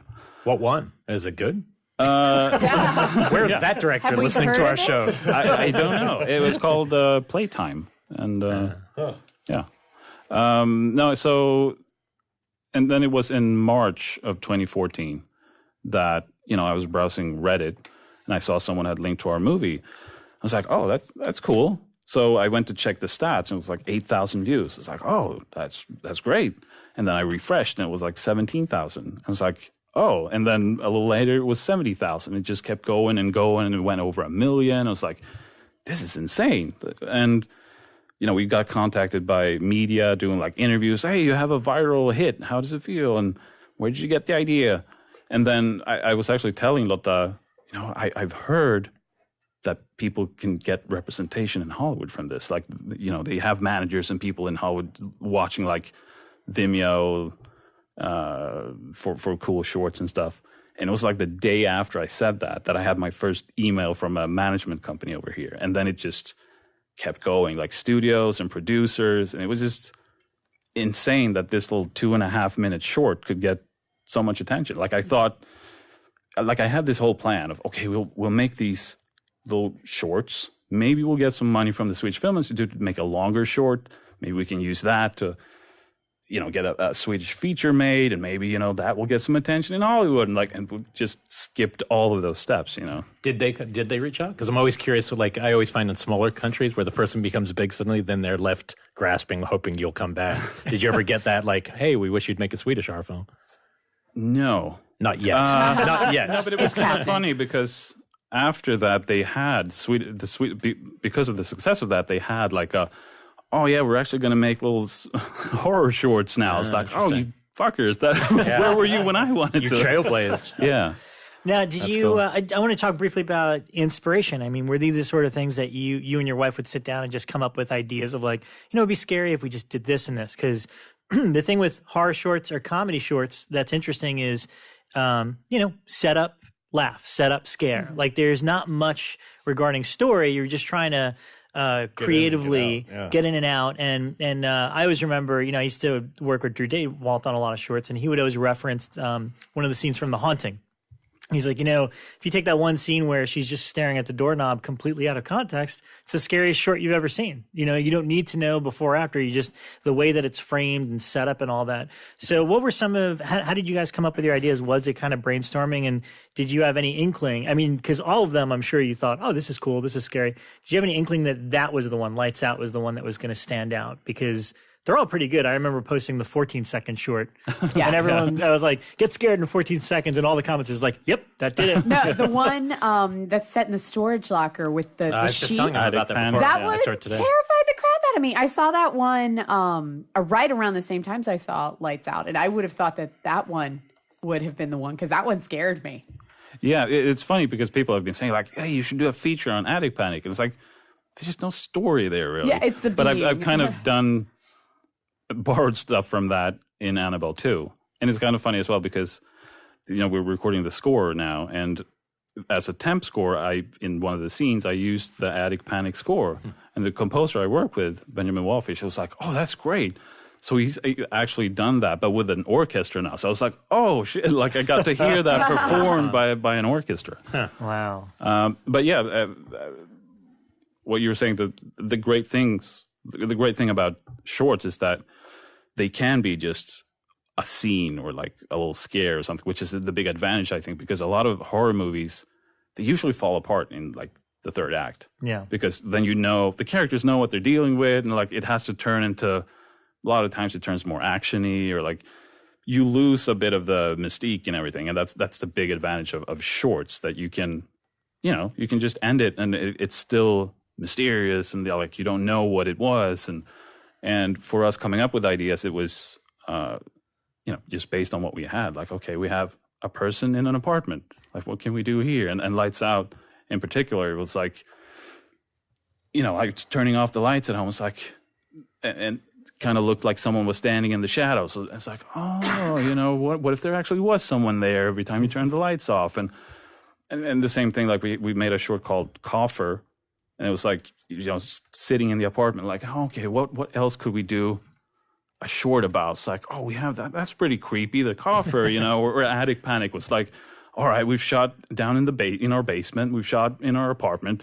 Oh, we have our attic, let's go up there and just have a look at like, okay, what could happen here, That's pretty cool, turning those limitations of your own home into a film. And I was going to say, also, that people are watching on their laptop or watching on their phone or watching on their device, So aesthetically speaking, were you a little bit more aware of those parameters on a technical level and a stylistic level, knowing that someone's just tuning in like this as opposed to on a wide screen, which obviously we're allowed to play with on Lights Out later on. But no, I still sort of shot them like big movies, or as much as I could. Yeah, okay. It was more about just the length of them, knowing that under 3 minutes is a really good length, because I mean, I know even I see a YouTube short and it's like, oh, it's 15 minutes. I don't have time for that. And instead you browse Reddit for an hour, Yeah. I was saying, it was funny. I was saying YouTube is now like, instead of skipping the ads, they are forcing you into 5-second ads. Yeah. You have to watch them no matter what, which is kind of interesting.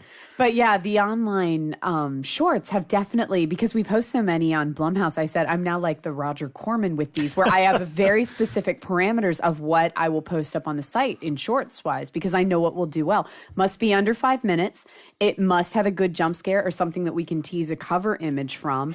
And and if we can't get those things, I mean, but yours always kind of supplied that perfectly. Well, Crypt TV is going even shorter, right? So they're going to the 30 seconds. And I mean, it's short and short. I mean, I feel like that's almost too short for me sometimes when I'm watching those things. I think 3 minutes is really nice. 14 seconds is too short. 14 I discovered that. Yeah, it is pretty quick. But I mean, like when we're looking at like the different statistics on the site, like we can see how long a video plays before people drop off. And it's like right at that 2-minute mark, we lose like half our traffic. In other words, Elric, talk to your students and see Yes. how long and shorter. They love the 14 They like second 16-page scripts, right?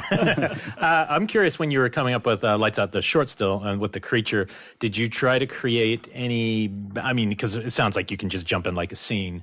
Did you try to create any backstory mythology to it at that point? Or was it just, okay, we're just design creepy thing, and then when the feature starts happening, you have to go, okay, now we have to create a whole layered world to it. But did you have any inkling to what it was back in the short level? No. Okay. It was just like, okay, Creepy, what's creepy?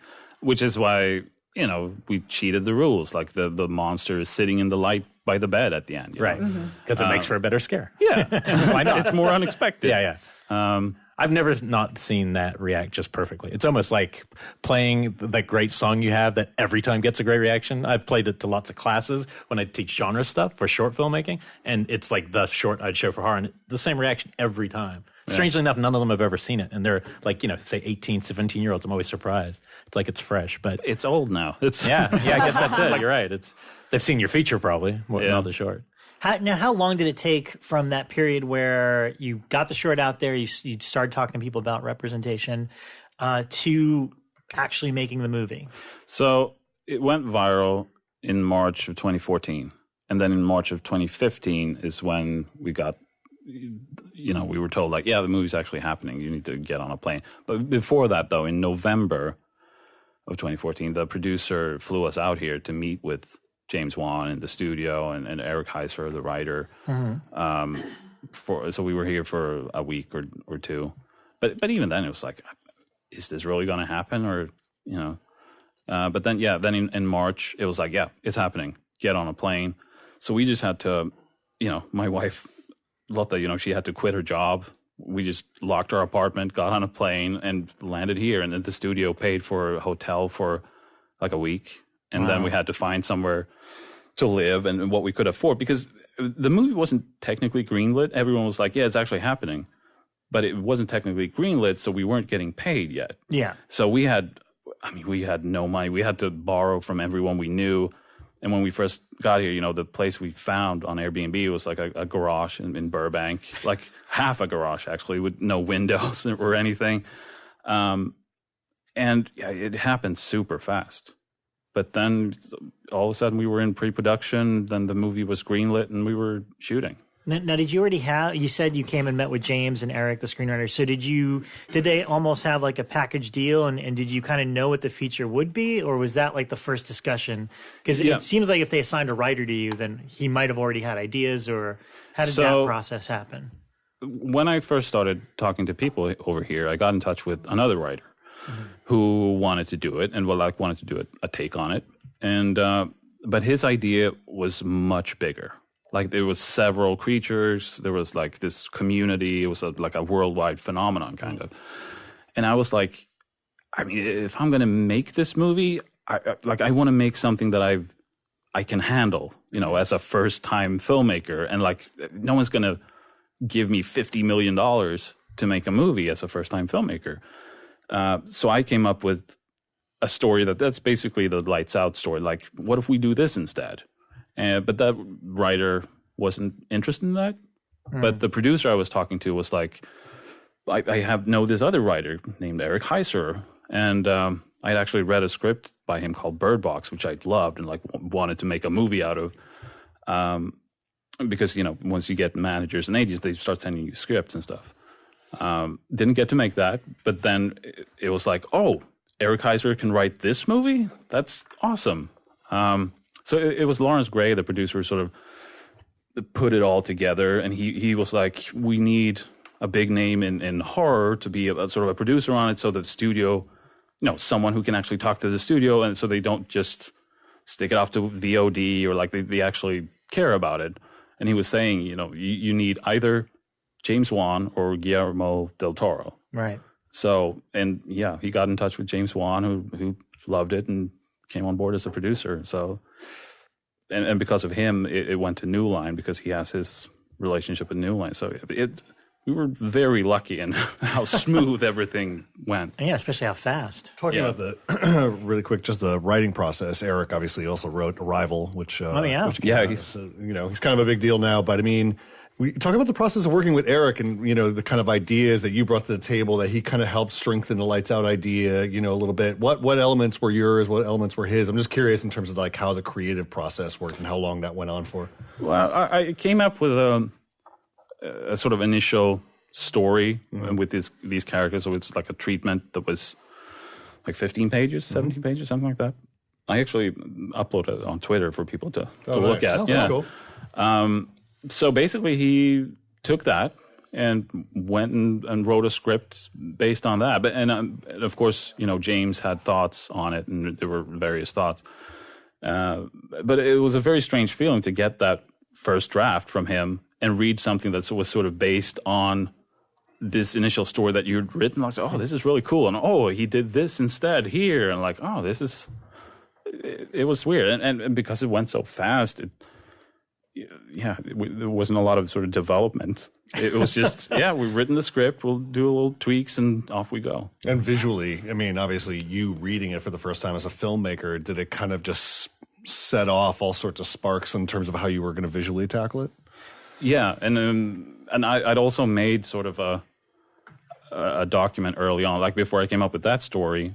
I just made these things would be cool to do, like a guy who pushes the car headlights. Oh, was that you? That's my favorite moment of that movie. That killed. Like you said, that could almost be its own short. In that different world, it's a guy and he uses his lights to get rid of a monster. Howls in the theater. I saw that in howls. And if someone shoots a gun at her, the gun muzzle flash will make her go away. Wrote down all of these cool things. And Eric came up with stuff as well. And some of that was like, it was weird seeing that for the first time and being like, oh, how do we shoot this? And because he could come up with stuff that I wouldn't have come up with just because I wouldn't know how to do it.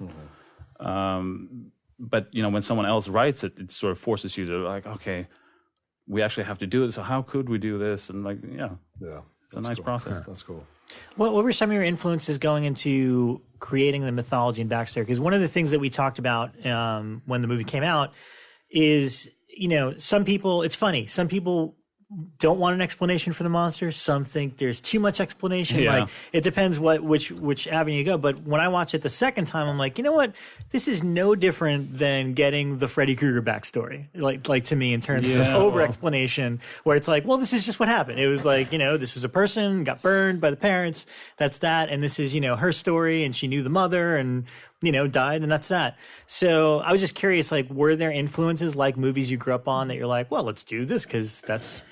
Well, I mean, the backstory is kind of a funny thing because a lot of that was in additional photography because we did, we had test screenings, tested great, but the focus groups, were like, we need more backstory. So who is Diana? Where did she come from? We need to know more. Okay. So it's like, okay, people need to know more. So did you know the story? Did you guys know her backstory even if it wasn't on screen? It was kind of muddy because... My original idea, she was basically a demon, or she was this manifestation of depression, basically. So she was this thing that's always been around and takes over people. And James was like, it should be someone that Sophie knew when she was younger to, make that connection. It's like, okay, that's cool, but I already have this framework for the whole movie, and I don't want to change that. So we tried to sort of combine the two, and it got a little muddy. So it's like, okay, so why did the ghost go away when she got better? And got a little, maybe people want More notice. So it's still kind of triggered by her depression, though. Like, it's still tied to her depression. Because that's something I think that does work for her really well, which is that idea of depression having a I mean, I probably would even prefer the more ambiguous. That's probably the two different audiences. It's probably a hit because James gave you the idea to go bigger. Yeah. But weirdos like me who like the weird ambiguous horror probably would go for, it's a depression demon, you know? Yeah. No, but I think my initial idea was more sort of art house and probably wouldn't have made as much money. But so it was a bit muddy. And even when we were shooting it, there's this scene of Rebekah finding this box of files and listening to a tape recorder. Like when we shot that scene, we didn't really know what was going to be on the tape recorder. So we were like, because we can figure that out in post if we just shoot a rolling tape recorder and have her looking at all these images. Cut to Sam Raimi doing Evil Dead. Just have the tape recorder go. No. We just shot her looking at all these pictures, doing all these faces, and like B camera just did that for forever, like what we were shooting other scenes, and then figured it out in post. So the backstory was always a bit muddy. So and then they wanted more backstory. It's like, oh, okay, well, we'll do that. And then of course, the movie comes out and you read online, just too much backstory. They ruined the whole thing. It's like, God damn it! But I bet you that's the difference between, like, say, critics who watch a ton of horror films, people like us who watch just everything, and just people who go to movies. Like your average movie-going audience who isn't reading about movies or overthinking it. Probably just like that movie, like that element of it, you know? Yeah. I don't know. It's. I wonder if it's because we've seen too much, I guess. You know what I mean? We're always looking for something to be a little weirder on that level, I guess. Yeah. But I often wonder that difference of art and commerce. It's. Yeah. I mean, I personally prefer to explain less, but it's like, and I've learned now that, like, I'm a director who actually loves having test screenings because you get so much information, just seeing how it plays, and when you're seeing it with an audience, you're seeing it with different eyes yourself as well. I just learned that what the focus group says, you might not have to listen to exactly what they say. Yeah, not everything. But it's like sometimes when you get notes, you're like, I think there's something else behind this, like what they're asking for. Yeah. All right. Well, it's interesting in terms of the backstory thing. When people gravitate towards TV, that's what they're getting. They're getting this emotional hook. You go to a Comic-Con and you see everybody and they get into the minutia of the backstory of each character. And I feel like cinema and movies are always competing for that. They're always competing with what's going on TV. I felt like the Lights Out thing was like, the backstory was handled, in a nice balanced way. I didn't think it was too much. But the character is interesting. I like the idea of it was a girl who had weird skin. That part's really intriguing. Right. You're like, I want to know more. Yeah, I wanted to know more about her because I was so fascinated by why is she depression? Like, what does it symbolize? So. I mean, I think not to put you on the spot, but let's talk about the Rebekah character. So let's talk about the Rebekah character. So I'll tell you the story behind it. So we're actually he's looking at it like, what is this weird fucking fan What's theory? Going on? What's going on? No. So I'm at the screening. I was at Fantasia at the time, and so we were at Fantasia when Lights Out opened. So I was like, okay, husband, on opening night, we're going to go to the Lights Out screening in Montreal, which was a trip. It was a packed house. And so the movie starts, and the Rebekah character shows up. And then she starts talking about how, she likes metal music. She's got all these posters on her wall. And then the camera zooms in on this necklace. And my husband leans over and he goes, do you know this guy?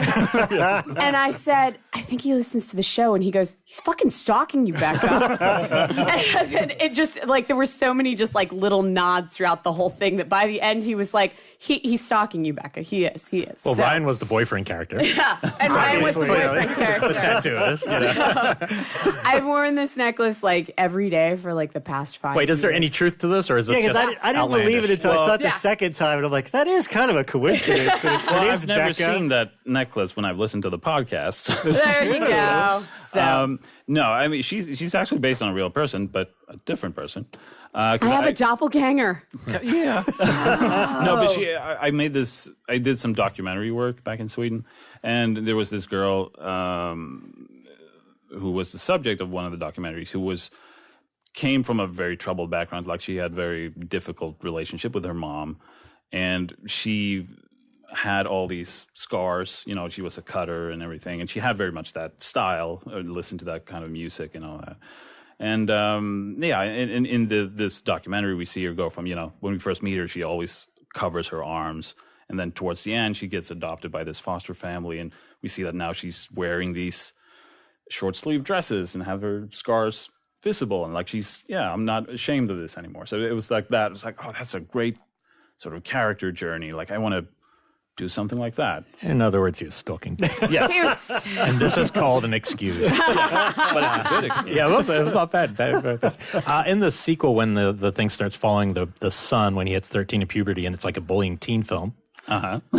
You're in. All right, let's keep going. Okay. What? Hold on. That was fast, Elric. You slid that in there. Turek greenlit it while we're at the table. While we're here. Yeah. Who wouldn't want to see that? I think it's important we talk about this because I know you tried to discuss the ending online. There was a lot of talk about the ending and I haven't seen the other ending what better avenue than here. So spoiler alert if you haven't seen the movie. But the movie ends in a spot that I think is appropriate, but I do remember when it ended being like, oh, it's over. It's like 80 minutes. Great. It wasn't Devil Inside shocking. No. It wasn't go to a website. Go watch my shorts at the... Devil Inside is the watermark. That's the worst. Go to a website. Let me just mention, I wrote a limerick about Devil Inside, which I used in horror trivia last week. That's how bad that was. Yeah. So the movie ends at a certain specific point, and I thought it was appropriate, but I was surprised that critics took almost offense to kind of the suicide, the way that was handled, the message behind it. And then you came out and said, well, we did have more, like 10 minutes more, but it just didn't feel appropriate as the ending for the movie. Audiences hated it. Okay. I haven't seen the other ending. Does she still commit suicide in the other ending? Yes. So basically it just keeps on going. So the other ending, it's on the Blu-ray and DVD, but it's half finished. It looks awful. Like, don't look at that. Oh, okay. But it keeps going. We see them come home from Sophie's funeral. Rebekah and Brad have now, they've become sort of foster parents of Martin, but he's still so affected by his mom's suicide that, that allows Diana to come back through him. And they have this. So Elric was dead, right? Yeah. But I wonder if that's, and I was in that camp because when it ended, I think I just wanted a little more at the end. I was just like, because you kind of start to like the character. Because at the start, I hated the boyfriend. Oh, he was my favorite character. But then when you have that moment where he does it, it totally won me back and he became my favorite character of the whole. But I wonder if it's that trope where every single horror film now has the movie ends, and then we get that little creature. And maybe just by not even having that for a change, suddenly we unconsciously are like, wait, it's not over. We didn't get our little punch. You're not putting in the sequel hook yet, Yeah, because it was such a strange feeling that when we had our very first test screening and we had that ending, it was like we were sitting there in the theater, people were jumping, they were laughing, they were like nervous, giggling, and like, oh, this is awesome. They love the movie. Yeah. And then we got the scores back, and it's like, well, this wasn't very good. It doesn't match it at all. And we were reading like the test, the cards they filled out, and people just hated that ending because they were like, well, that means the mom killed herself for nothing, her sacrifice was in vain. That makes sense. Yeah, so it was actually, that's actually kind of smart for a test audience. No, I get that actually. So what we did was because they had actually written across the card like get rid of the second ending, so it was very clear what to do. So we just cut off the movie where it ends now, did a new test screening, and people loved it. And it was like, oh, okay, but it was that feeling of, we're kind of saying that suicide solves this potentially. Right. So were you surprised that reaction came out after, or did you kind of sense maybe that's how people are going to interpret that? I did have a sense that maybe some people would interpret it that way. Right. It's like, oh shit, like when that first happened. Like we were doing press for it, and then one reporter was like, very offended. So I had to talk to him and like explain that was not the intention at all. Like that's not what we mean. Because it's not like, to me, it's still not a happy ending. Like it doesn't really solve anything because this is going to ruin their lives forever. Yeah, they survived, but but if you're basing your life on horror movies and their plot functions, like if you're going, oh well, that depressed person killed themselves, I think that's all wrong. You're living it all wrong anyway. You can't read too much into entertainment like that. Yeah. I don't think so. Anyway, I think that's the wrong way. I mean, I get their point, but that was absolutely not the intention. Right. I mean, an ending where she gets into therapy wouldn't be quite as interesting. Yeah, it's not going to pay off quite as well if everyone adds gets 20 in minutes to your therapy running time. Yeah, they're all happy. See a dangerous mind. Or a dangerous method, I mean. and then a dangerous mind. Yeah, I guess both of them. So how did you feel when the film opened? Because it was a big hit, which, you never know with these things. You make this short and then you get to do the feature version. And thankfully it did really, really well. Well, I was lucky in that right after we finished the movie, the studio was very happy. So they came to me like, do you want to do Annabelle 2? It's like, yeah, let's go. And so once the movie came out, I was in the middle of shooting Annabelle 2. So I couldn't really, be really neurotic and stressed out about it because I was focusing on this other thing. It's like, and it was kind of crazy because, we had to wrap a little earlier one day so I could go to the premiere of Lights Out. It's the like LA Film Fest premiere? No, the actual premiere. Oh, the actual premiere. So that was very Hollywood. Like, bye, cast. I'm going to my other movie premiere. But I think that was good in that there was a lot of things I didn't get to do, like go to Comic-Con and all this. But it was good that my mind was elsewhere. But I mean, of course, it was like a huge relief more than anything that the movie did well. Mm-hmm. When you see Conjuring, the first one, and what they do in that first story, and then you see Annabelle, the full-length film, besides, obviously, the script's already coming at you, do you see, okay, I know I want to go more in that direction than this part with this film to see what worked about the Annabelle thing? Because I feel like, the short part works flawlessly. The feature has a couple sequences that work, but other parts where it's running thin. That's pretty much my opinion. Yeah. No, but I mean, like, how do you then look at that information and go, okay, where can I... Because I've seen the teaser and I was like, in. And it felt the same about Ouija 2. I didn't like Ouija 2 I thought was awesome, Yeah, agreed. No, what happened was that when they first were like, you want to do Annabelle 2? I was like... I was a little bit like, the first one had its moments, but it's like... I did not want to continue sort of that story with those characters and just, the doll's back. Oh, shit, now we have a baby. Yeah. But then when they sent me the script and it was like this standalone story, it was like, oh, cool, I can actually make a separate movie. So like, Annabelle 2 is completely separated from all the mythos that we've established so far? No, I mean, it's still the same world. And Possessed the same doll. Yeah. And it does... fit into the universe, but it's still new characters, new story, new location, and all of that. No, but I just, it was fun to come into sort of James Wan's universe and play in his world, and do something Conjuring-ish, but still my own. Insidious or Conjuring, do you have preference of those worlds, like just in terms of the style of them? Because both are awesome for different reasons. Conjuring, yeah. Just because it gets a little... For my taste, a little too fantastical in Insidious, with the further and all that. I'm more Conjuring. Yeah. Okay. And I mean, sorry, we're talking about killer dolls. I mean, the thing that impresses me about Lights Out, in particular, the second time I saw it, because I watched it with the Lights Out with my roommate who hadn't seen it before, and it's kind of the setup for the scares. They work so beautifully, like the way, you kind of choreograph them, and like he jumped every single time. So I was like, oh, this is so much fun. But now Annabelle, we're talking about the killer doll subgenre, which I also love for different reasons.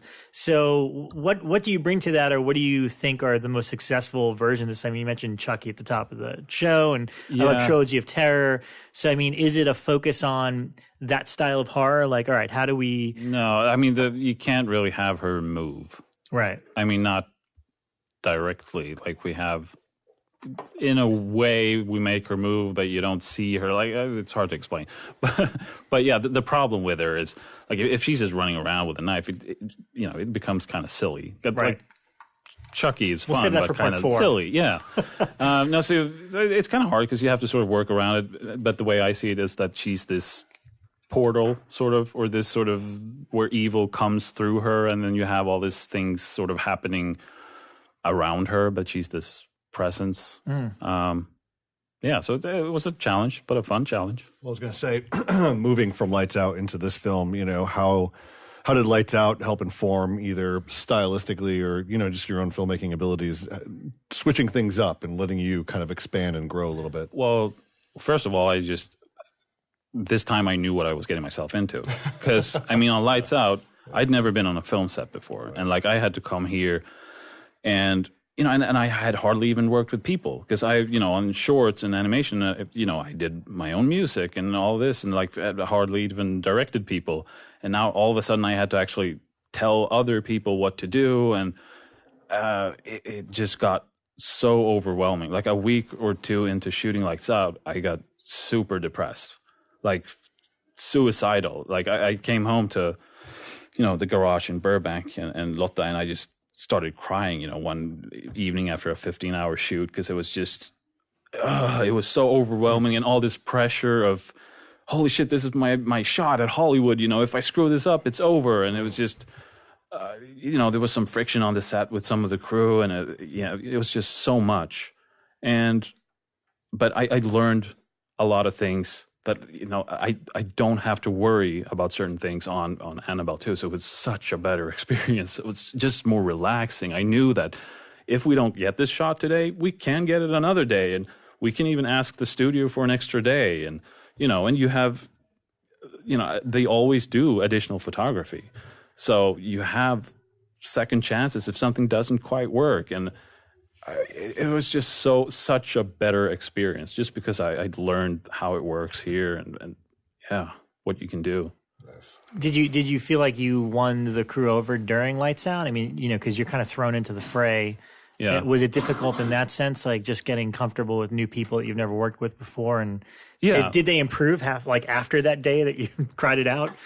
Yeah, no, because I mean, initially, there was certain people, especially in the sort of camera department, where, I mean, everyone on set had worked on big movies, and like they had done this for years. And here's this new guy who doesn't know anything, and we have to work for him. Like, what does he know? Right. And so there was some frictions. Like, no, I actually do know how this works, or what I want here, or like, you know. But then it did get better and better, and I do think, because like that day after I came home and cried, like, people, when I showed up on set, I was still super depressed, and people were like, are you okay? Like, what's the matter? And after that, it got better and better, and we sort of learned to work with each other. And, you know, by the end of Lights Out, I was like, let's do this again. This is, you know, this was super hard, but I want to do it again. That reminds me of Sandy King Carpenter's story about John Hughes's first film. Oh, yeah. Because like halfway through, you know, she realizes that the camera is not on his side, and they're all basically going to take over the project. And he's working with actors and thinking about the movie, but not watching what's going on around him. And she's like, "Are you going to play teenager? Or are you going to direct this fucking film? Because they're about to take over your candles. movie." Yeah. And he's like, "Oh," and then he like had to figure it out because he hadn't done films. You know, We came to the conclusion that Sandy King Carpenter saved John Hughes' career. She made us save us John Hughes. And you know? she's made like, John Hughes. I guess I did. Because it is a hard job, because you're juggling so many different things, Yeah. not just one thing like they are. They're in charge of one, you know. Yeah, and I discovered that you can pretty much let almost a production go on autopilot. Like, if you don't say what you want, they're just going to do whatever, you know, and it's probably not going to be a very coherent or great movie. Like, so you really have to be, no, we're doing it like this. Like, I know what to do. And but yeah, like on Lights Out, I prepared like a motherfucker. Like, I had all these storyboards, and I made like shot lists for every day, and like these like diagrams. Okay, we put the camera here, the person goes here, and everything. And then, you know, you show up, and like, that's, first of all, people don't even look at them, and then you don't even look at them because we can't actually do that because of this, or we're out of time, so we have to do something simpler, or you come up with a better idea.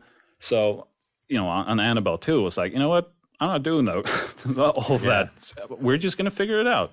And we did, you know, because some of the best stuff in the movie is like we came up with on the day. Like, hey, how about we do this?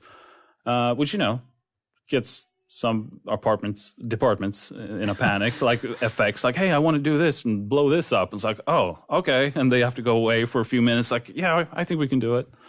Yeah. How's your relationship with James Wan grown from that first time you met him to now that you've got some history together and been in the trenches? I don't know. Like, recently, I haven't seen him a lot because he's been so occupied with Aquaman and everything. Yeah. No, but it feels like we're pretty much on the same page about a lot of things, and yeah, I'm very fortunate to. Well, you talked about how you needed a producer that was going to kind of be that intermediate between the big studio and the filmmaker's vision. I imagine that he is very protective as well. Much like Guillermo. I mean, I've talked to other filmmakers who have worked under Guillermo, and they say, yeah, if I have a problem, he deals with the studio and fights a good fight. I imagine James is the same way. Yeah, it felt like you could, go to him and like, hey, we need to do this, and with marketing and stuff as well. Like, we really do need a second trailer, or and he can make that happen. Nice. Did they already announce? Are they doing a sequel to Lights Out? Was Lights Out 2 announced? Lights Out 2 is happening. Oh, okay. And I don't know if you can talk about anything, but are you still involved in it? Because I was, all right, because I think that's interesting. It's like, all right, you started this thing and now you get to kind of expand on it. So. Yeah, it would be super weird to have it happens. People it happens. Look at Nightmare on Elm Street 2, Freddy's Revenge, man. Yeah. It's just they go to left turn and everyone's on buses. I don't know. We just assumed Lee Winnell would do it. Yeah. Well, that's cool. Nice. Talking about shorts, I mean, for turning to that, because I'm really curious for you. What's the now kind of going down the road in Hollywood? What would be your ideal advice for a younger filmmaker? Because we get questioned a lot, either on our social media or in person. A lot of kids ask, should I do a short? Should I dive into a feature? Some people do have the resources, some people don't. For you, what is the greatest advice you can give? Someone even asked me the other day, well, should I do a fan film? And I was like, no, don't do that. About that. Yeah. Yeah, I mean, obviously my advice is to make shorts, to keep making shorts, because, hey, it worked for me, it worked for Fetty. It's just a great way of using it as a calling card, people see that what you can do, and you don't need a lot of money, you don't need a lot of time, you can do it pretty quickly and still have a cool idea and concept. And I've never really gotten fan films in a way. It's like, what if you just tweak some things and make it your own, and then you can actually so much resource. It's like if you have a killer DP and you've got money and you've got like killer production design, it's like, don't give it to a Freddy movie. Like, I don't want to see that. Just. I mean, I guess it's just the name, like recognition is what those filmmakers are thinking of. But to me, it's like, especially in today's day and age with access to freaking phones or whatever, you can get together with friends on the weekend and make something cool and quick. I mean, Bekah does it all the time. All the time. And I always cite her because her and her husband always make these cool little shorts, whether they're comedic or horror or whatever. Thank you, dear. Well, and they did get our feature funded, I will say. Yeah, the one that I've been working on, one of my shorts screened at, I think it was Etheria. It was one of the festivals, and somebody came up afterwards and was like, I'm really interested in what you're doing. And 2 years later, we're still working with them. So yeah, and I mean, I think the lesson is keep making them. If you enjoy them and this is what you want to do, because like it's not like you made Lights Out and then we're like, oh, that's it. You kept making shorts. Hope someone sees it. Yeah, kept making them. Even after we shot Lights Out, we made a little short called Closet Space, because it was just. It's a very different experience from a movie, because it's kind of liberating to just grab the camera and we'll make a little short, and decide everything, and like no hassle. You just go and do it, no time constraints. And so I mean, we still want to keep making shorts. We just haven't had time recently. Yeah. I can imagine. Has there been anything that stood out to you? Have you seen any shorts or features recently that have really stood out? What have I seen recently? I saw the new It, but I can't talk about that. Oh, what? Oh my God! Now we're all gonna like pick your brain and can't. Maybe after the. Okay, cool. Yeah, I have one specific burning question about that, which is still up for debate. The time frames, but. I will say that it's nice to see so many shorts now getting places other than festivals, because it used to be kind of the only place that you could go to see shorts for festivals. But I remember when I was a kid, I used to watch shorts all the time on HBO. And at the time, I never knew what they were, but HBO, they would finish playing Cast a Deadly Spell or whatnot, and until the next hour block hit, they would play shorts, and they're so many that I remember that I'm just like, I just remember the short. Actually, Mike Williamson played one a couple of years ago at Jump Cut where the guy gets eaten by film. That one I remember. The VHS tape kept unspooling and eating the guy. And I totally remembered it from HBO. There was another one that I still have not been able to find called Slow-Mo, which was about people who suffer from a disease that causes them to see the world in slow motion.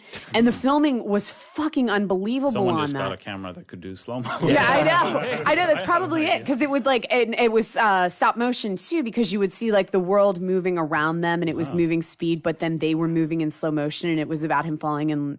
If I remember this correctly, it's been 20 years now, but he was met another girl who suffered from the same condition, so they saw the entire world and at the same speed. At the same speed. And but it was just, I remember the filming being amazing and being blown away, because like it's just, filmmaker who did Dread. I don't know. You're right.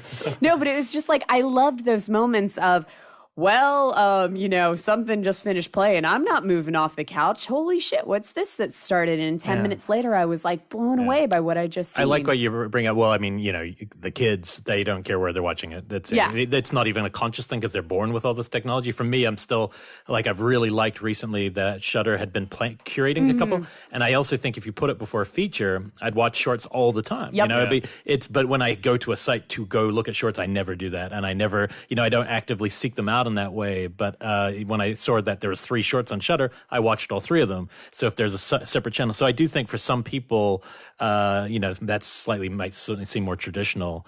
But it's besides shareability. When somebody shares something, that's when you watch these things, right? Yeah. You know what's funny was somebody brought this up in our group on Facebook, and I think it's a great idea. You know how like the animated stuff, like the Pixar movies or the Disney stuff, always starts with like a little animated short. Yeah, my and then daughter you get the knows feature. all of them. She can sing the Jackalope song because it's on before the Invincibles. What? Yeah. But we had that growing up. We had shorts play before features when I was like, really? Yeah. Well, we don't. But why don't we have horror shorts play before horror movies? Alamo Draft House does it because they've played a couple of mine, and it's always crazy when I'll get emails from people like, "Hey, I saw your short screen before this screening of Dawn of the Dead," and then I'm like, "Oh shit, they played one of my shorts before that." But you just kind of give a bulk permission, and then it's awesome to hear about. It's the big theater chains. They dedicate that space to advertisements and all that other stuff, and it's all about timing and advertisements and all of this. You got to play that. Go to the concession stand roller coaster. That was just such ad. a realist answer. I know. Like that. Take the whimsy out of our life, Ryan. Come on, man. But online, that's different. Like things like Shudder, you can do it. Even AMC, I feel like some of these channels could even build in, like you're saying, when shows finish early, or if the times,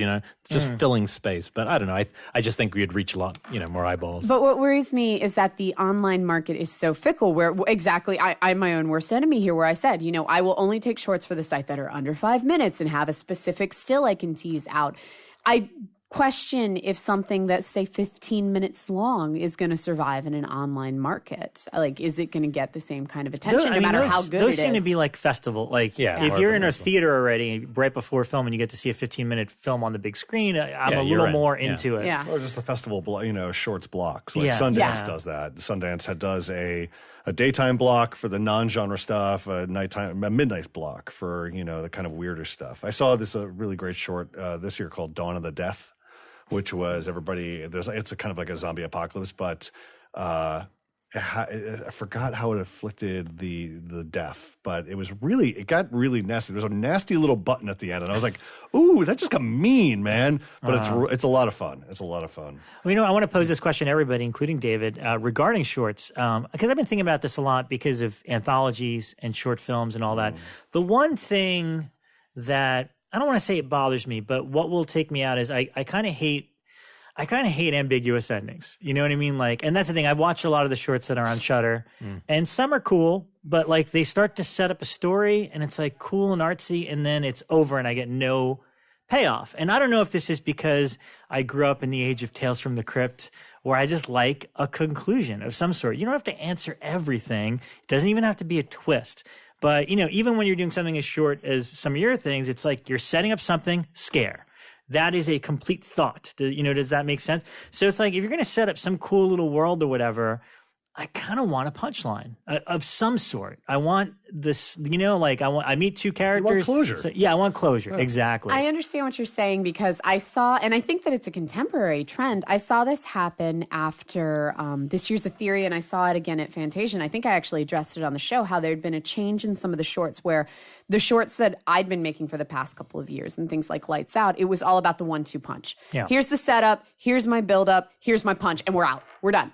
But the ones that I saw, and I'll use Jill Gavizzi-Garzizians. I love you, Jill. I'm sorry. The stylist. The stylist as an example where you get the scare and it keeps going. And Jill's does it really, really well, where it keeps going, where you then see her in the basement kind of looking at everything that she's created. And this one is on Shudder, I'm fairly sure right now.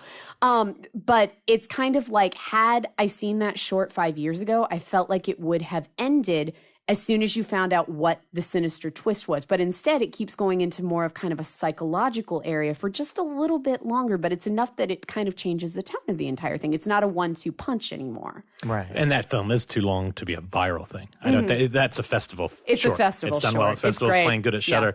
Yeah. I wouldn't watch that online. If that had been online, I would have watched like a couple minutes gone, okay, I don't care. Yeah. Just expectations. Turning the question to you, I mean, do you need closure for your shorts?